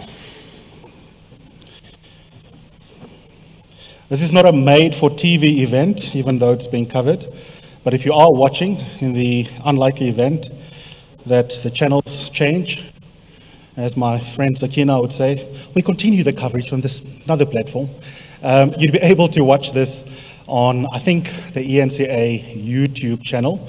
So that's for anyone who's watching, perhaps at home. If any of the news channels do stop viewing, try your luck on one of their YouTube channels. But we will stay with the program for another 10-15 minutes just to manage your own emotions and expectations. It's been a beautiful ride the last 2 hours. It's a heavy emotion. And at some point, we need to do other things, like finding food, for example, which Karima would have wanted us to do. We've got one more speaker, and then a really beautiful treat after that, which is partly why I'm encouraging you to just sit tight till the end of the program. Our final speaker is Zain, who is also an excellent journalist. I've worked with him, deep footprints in our industry, different role to Karima. He's behind the camera, but on so many parts of our media, still does at Newsroom Africa. We also thank them for the support they've provided him during this time. And Zain has taught me that Karima's love, Tandeka, of limited vocabulary is genetic. Zain.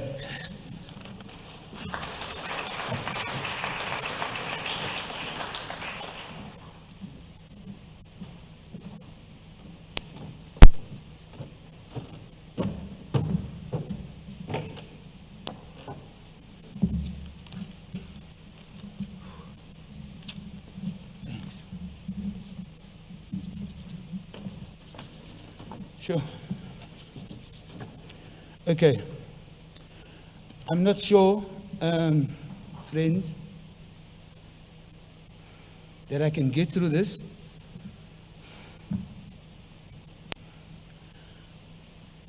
Without crying, so I'm going to ask you to please bear with me. Karima was born in 1967, the eldest child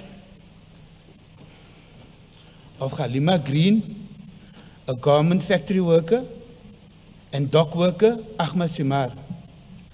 Karima is survived by her son Mika, my late dad's wife Rushda, and her 5 siblings.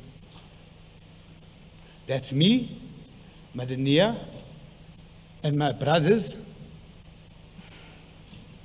Ridwan, Aslam, and Zahir, and our families. So much has already been said about Karima's politics and a professional career, and I thank each and every one of you for sharing those experiences with Karima. I want to talk to you on behalf of our family about the sister we lost. I want to tell you the stories of Karima, who we affectionately called Titi.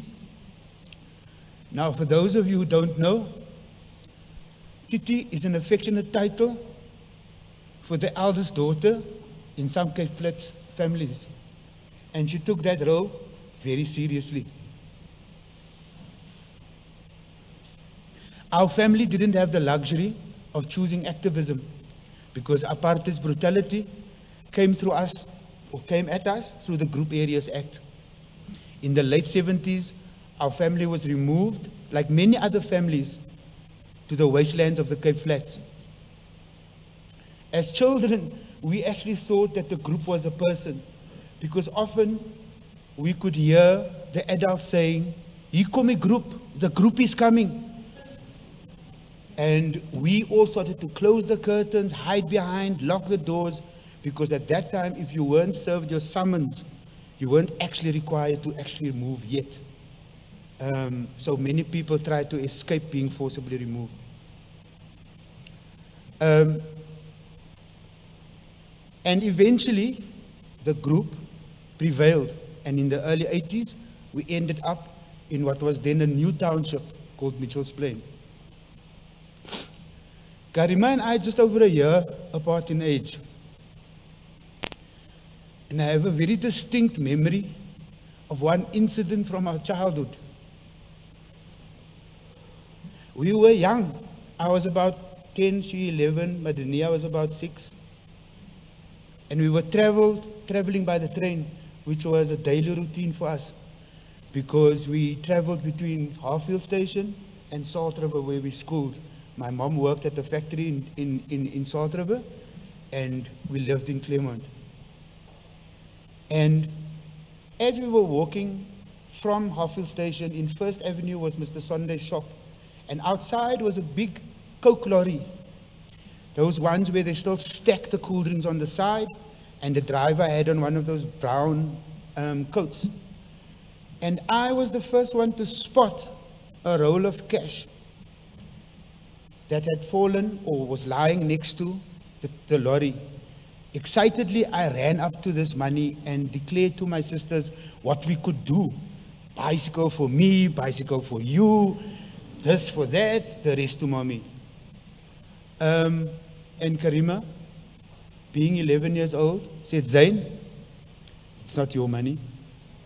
Besides, this is that man's money. It's only obvious. Who else could it be? Because that time they used to deliver or take cash still from retailers." And she went inside the shop and gave the man his money. And so in many ways, for me, this story is what came to define the essence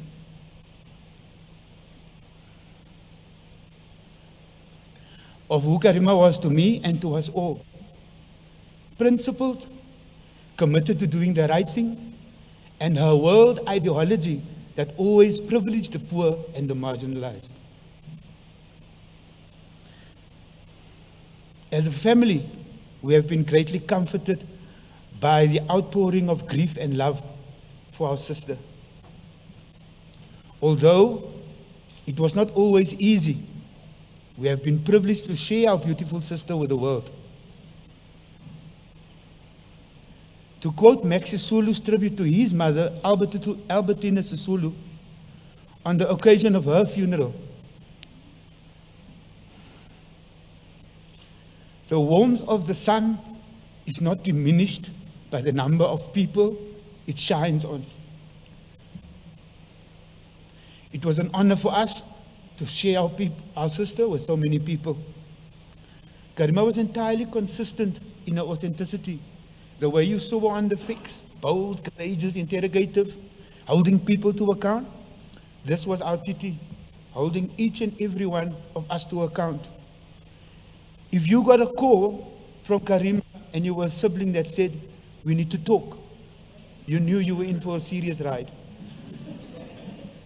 You knew that something was happening. And she did that with the utmost love, compassion, and affirm each one of us in our lives individually. She was a tough Titi, and she didn't suffer fools gladly. But this was not all she was. She had another soft, gentle, and nurturing side. And she always insisted that we lead examined lives of self-reflection, not just for ourselves, but for the greater good. Because if you live that life, you can be a better dad, you can be a better mother, you can be a better brother. And from that basis, you can take on a better world or fight for a better world. That was Karima in essence.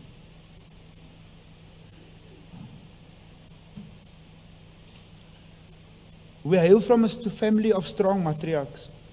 In challenging times, those who know Karima well, she always would say she's channeling her two grandmothers, Auntie Fati Samar and Zainab Green. These were two warrior women. So it's no coincidence that that was what Karima became as well.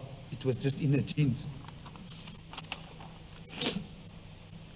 While we stand here as family and friends mourning the loss of our sister and friend, we also mourn the loss of a true South African patriot, committed to the creation of a country and a world free from injustices.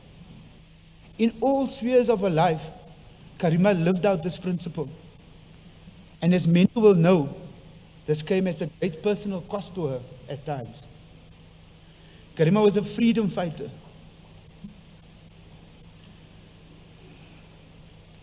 Who not only participated in the liberation of South Africa, but was an active participant in defending and advancing these very freedoms. She had little tolerance for fence-sitters. She always said, pick a side and get stuck in. She was also one of the most influential media personas of our era. And we all know a Macy van Mitchell's plane was never supposed to make it that far.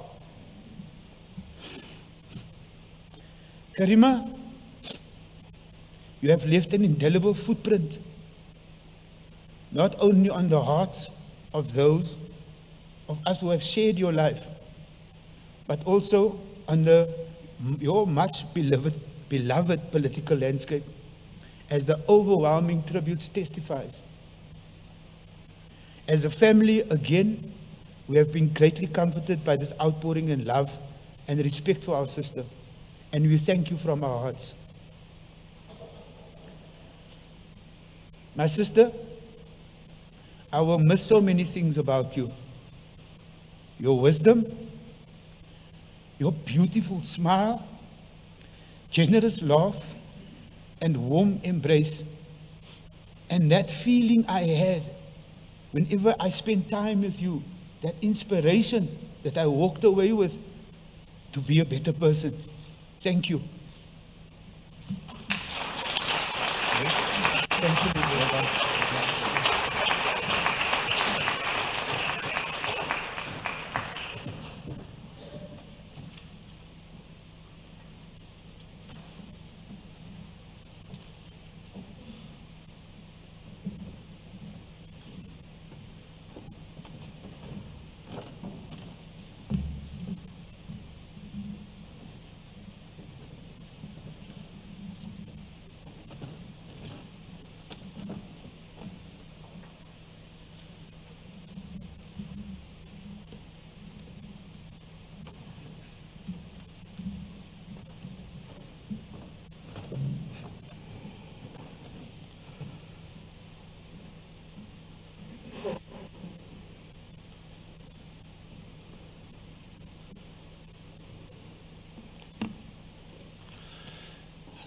Thank you, Zain. We've near the end of this program. The last tidbit that I want to just not share, but just state really, about Titi, wonderful name, wish I knew it before so I could have teased her, is that I'm really glad that we have had a rounded portrayal of Karima over the last 2 hours and 50 or so minutes. Because Karima was a complex person, and we have a tendency of being quite reductive in how we read certain individuals, particularly when we don't like them or we wish to affirm our preconceived views about them. And she was everything that people say she was, but so much more. And it's not so much that, although it's not so much that there are a ton of inaccuracies, but that she was much more than she's often being described as. And while the one word that has been used the most online is accurate of her and meant as a compliment, fighter, the problem with that word is that it also robs Karima of a gentle side and a deeply empathetic side. And Karima could also be a wonderful listener. She was a Dr. Phil to many of us in her life. You are in trouble, boyfriend problems, money problems, you're worried, you've got a funny feeling in your body, you're scared, maybe you've got cancer, you have to go see a doctor. Karima's the first person you go to. We've all been on her couch. I've said this on some media interviews the last couple of days, and it's true. And people don't understand why those of us who truly knew Karima think of Karima appropriately so and will remember her as a genuine mensch. She will say, come over, babes. There's lots of food. And when you get there, she'll, as some of you know, everyone here knows, she'll ask you what you need. Her house was a pharmacy. If you want drugs, you'll get some. And she's got anti-anxiety medication, she's got headache medication, strong ones that will, in her language, make the world come slowly at you. Or if all you wanted was a glass of whiskey, there was whiskey available too. Or if you just wanted to talk, she would listen. So even though she could talk a lot, and one of her journalistic strengths was also a weakness, Karima, even more than me, which is an achievement, front loads her questions on the fix by first giving a speech. She was actually capable of the most profound, generous listening, and deeply, deeply empathetic. And my wish is that the Karima that we remember is one that we render complex. And it's not to say you can't not criticize her. Obviously you can. There's a lot in her journalism that I've needlessly to show people that we are capable of criticizing our own friend, listed, and much more will be said in the weeks and months ahead. I'm hoping, for example, I'll hold myself publicly accountable to book about journalism. And her and I disagreed. Our other good friend, Brian, and I discussed her dinner the other night. Could have covered gender better. I don't think she was the greatest feminist. She could have covered the opposition better. Technically, there are other things she could have done differently. But fundamentally, she's left us an oeuvre of journalism. There are many journalists, famous, some more famous than Karima was. But the difference, as I said to a mutual friend of ours on WhatsApp, is that some people will die famous journalists, celebrity journalists, but very few journalists will die with a body of work capable of a seminar series in journalism schools.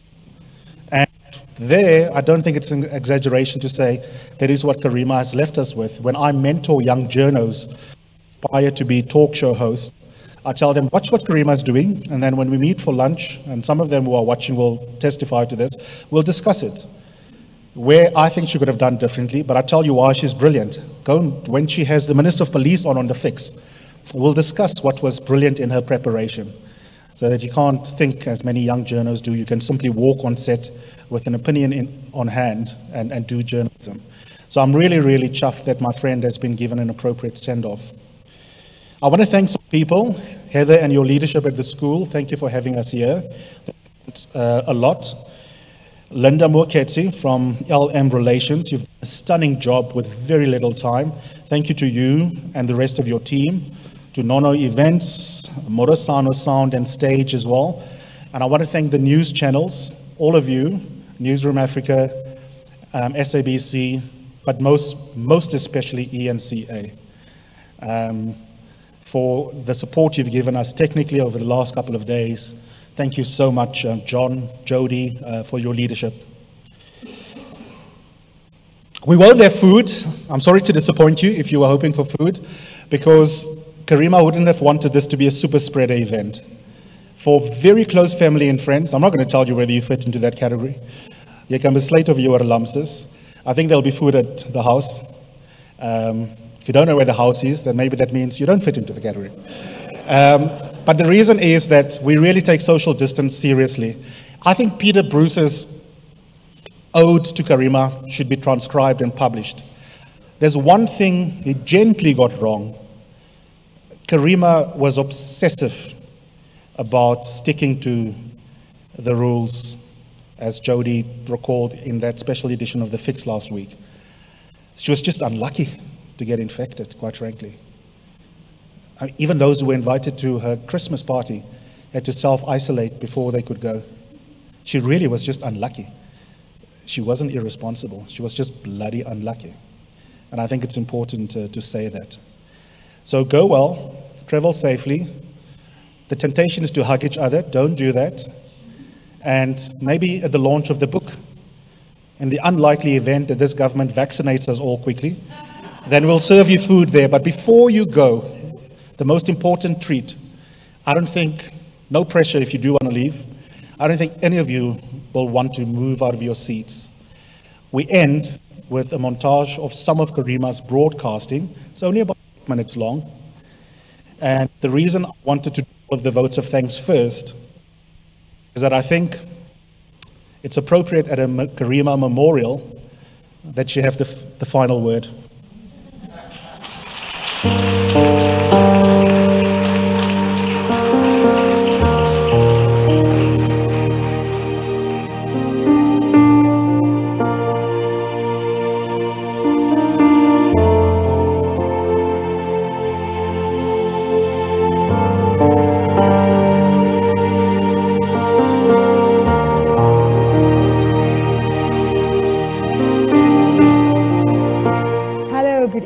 Welcome, I'm Karima Brown. You are watching the very first installment of Political Exchange, where we unpack Africa's political economy. Tonight's special launch edition is an hour-long broadcast coming to you live from our Johannesburg studios. My guest is South African President Jacob Zuma, who joins us for a broad-ranging interview covering the state of the South African economy. Mr. President, good evening and welcome. Good evening to you and to the listeners.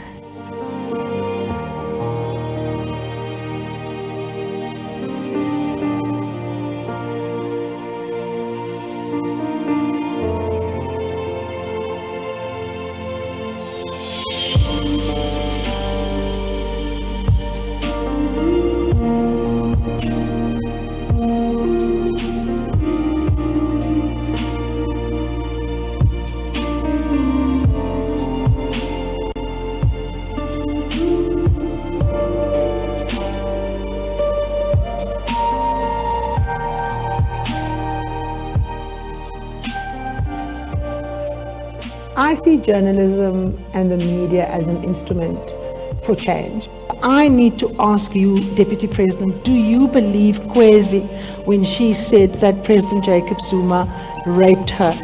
I know how difficult and painful it is for a woman to garner up the courage to stand up and say, yes, I was raped. I want to ask you, what are the particular skills that you have had over this period of democracy, of serving both in the African National Congress and in the government, that you think equips you to become the President of the African National Congress?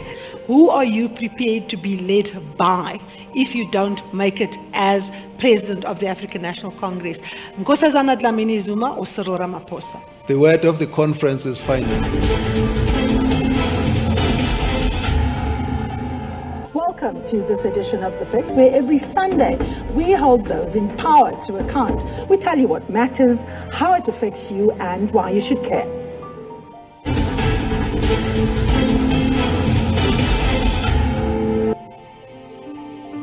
Now, of course, you have been making music for a very, very long time. Behind you are all the awards that you've won, the accolades. What inspires you still?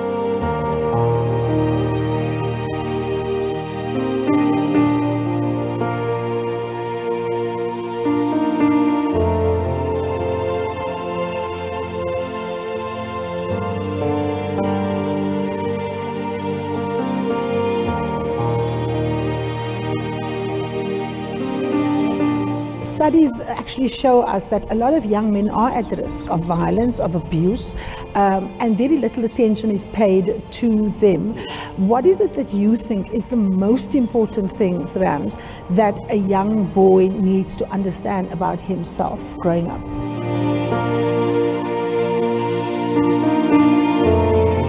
You don't separate your gender fluidity, your artistry, your music, your politics from each other. How do they infuse who you are as an artist? I'm going to ask you to make me a whiskey cocktail that hits the note, you know, for me, that hits the spot for me.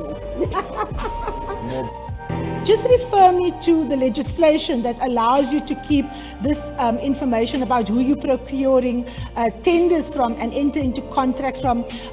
What protects it from, you know, being shared with the public? Because you say if this is under investigation, you cannot share it. Which law says that is how we should be operating, sir? South Africa is, of course, facing a massive fiscal crisis. Our debt to GDP ratio has all economists concerned. Where exactly is this money going to come from, Minister? Or have you just kicked the ball to your counterpart in Cabinet, the Finance Minister, Tito Mboweni? So what exactly did the NEC discuss in relation to the specifics of Zandile Gumede and the fact that she isn't just facing allegations, she's facing criminal charges in a court of law? Minister, what exactly is the problem with the system? Why are people on the system and still not receiving the grant? With me, as usual, is my sparring partner, Sunday Times columnist, Peter Bruce. Peter, good evening, welcome again. Yeah, it's been a hell of a week, hasn't it? It's been an incredible week. Gentlemen, you've each got a minute before we must wrap. Your impressions of the papers, does it tell us what we can expect to hear tomorrow? There's a lot of rumors that the structure and the names of those who've made the cut for Cabinet is going to be announced. Journalist Karima Brown has won her court battle against the EFF.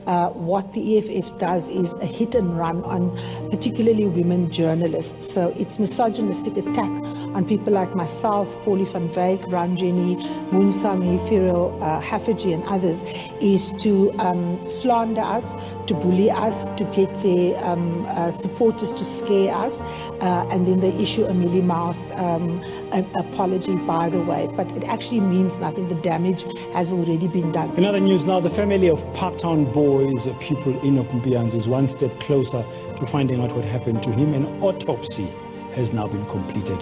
The 13-year-old grade 8 pupil drowned during an orientation camp in the northwest last week. Yesterday, some parents and concerned citizens staged a silent protest outside Parktown Boys High in Johannesburg. I'm here to support the family of Enoch, and I'm here to support his father's call that he wants justice for his son. This could have been any of our children, and it must never happen again. I think it's important to recognize that Winnie Madikizela Mandela was an activist, a revolutionary in her own right. She was, of course, married to a man who was reified and, you know, bestowed almost sainthood-like. And often she had to, of course, coexist alongside of that. And we see throughout her entire life, she comes to Johannesburg already conscious. She comes to her professional life as a woman who has a very clear understanding of where it is that she wants to go, and quickly becomes involved in politics, not as an extension of Nelson Mandela, but as a woman who is involved actively in the lives of people. Freedom is not an event. and freedoms are never guaranteed. So the democratic breakthrough in 1994 was a major departure away from apartheid. We defeated apartheid, we have defeated colonialism, but the majority of our people are locked out of the economy, and what we need now is to get the struggle for inequality going, and that needs to happen really fast.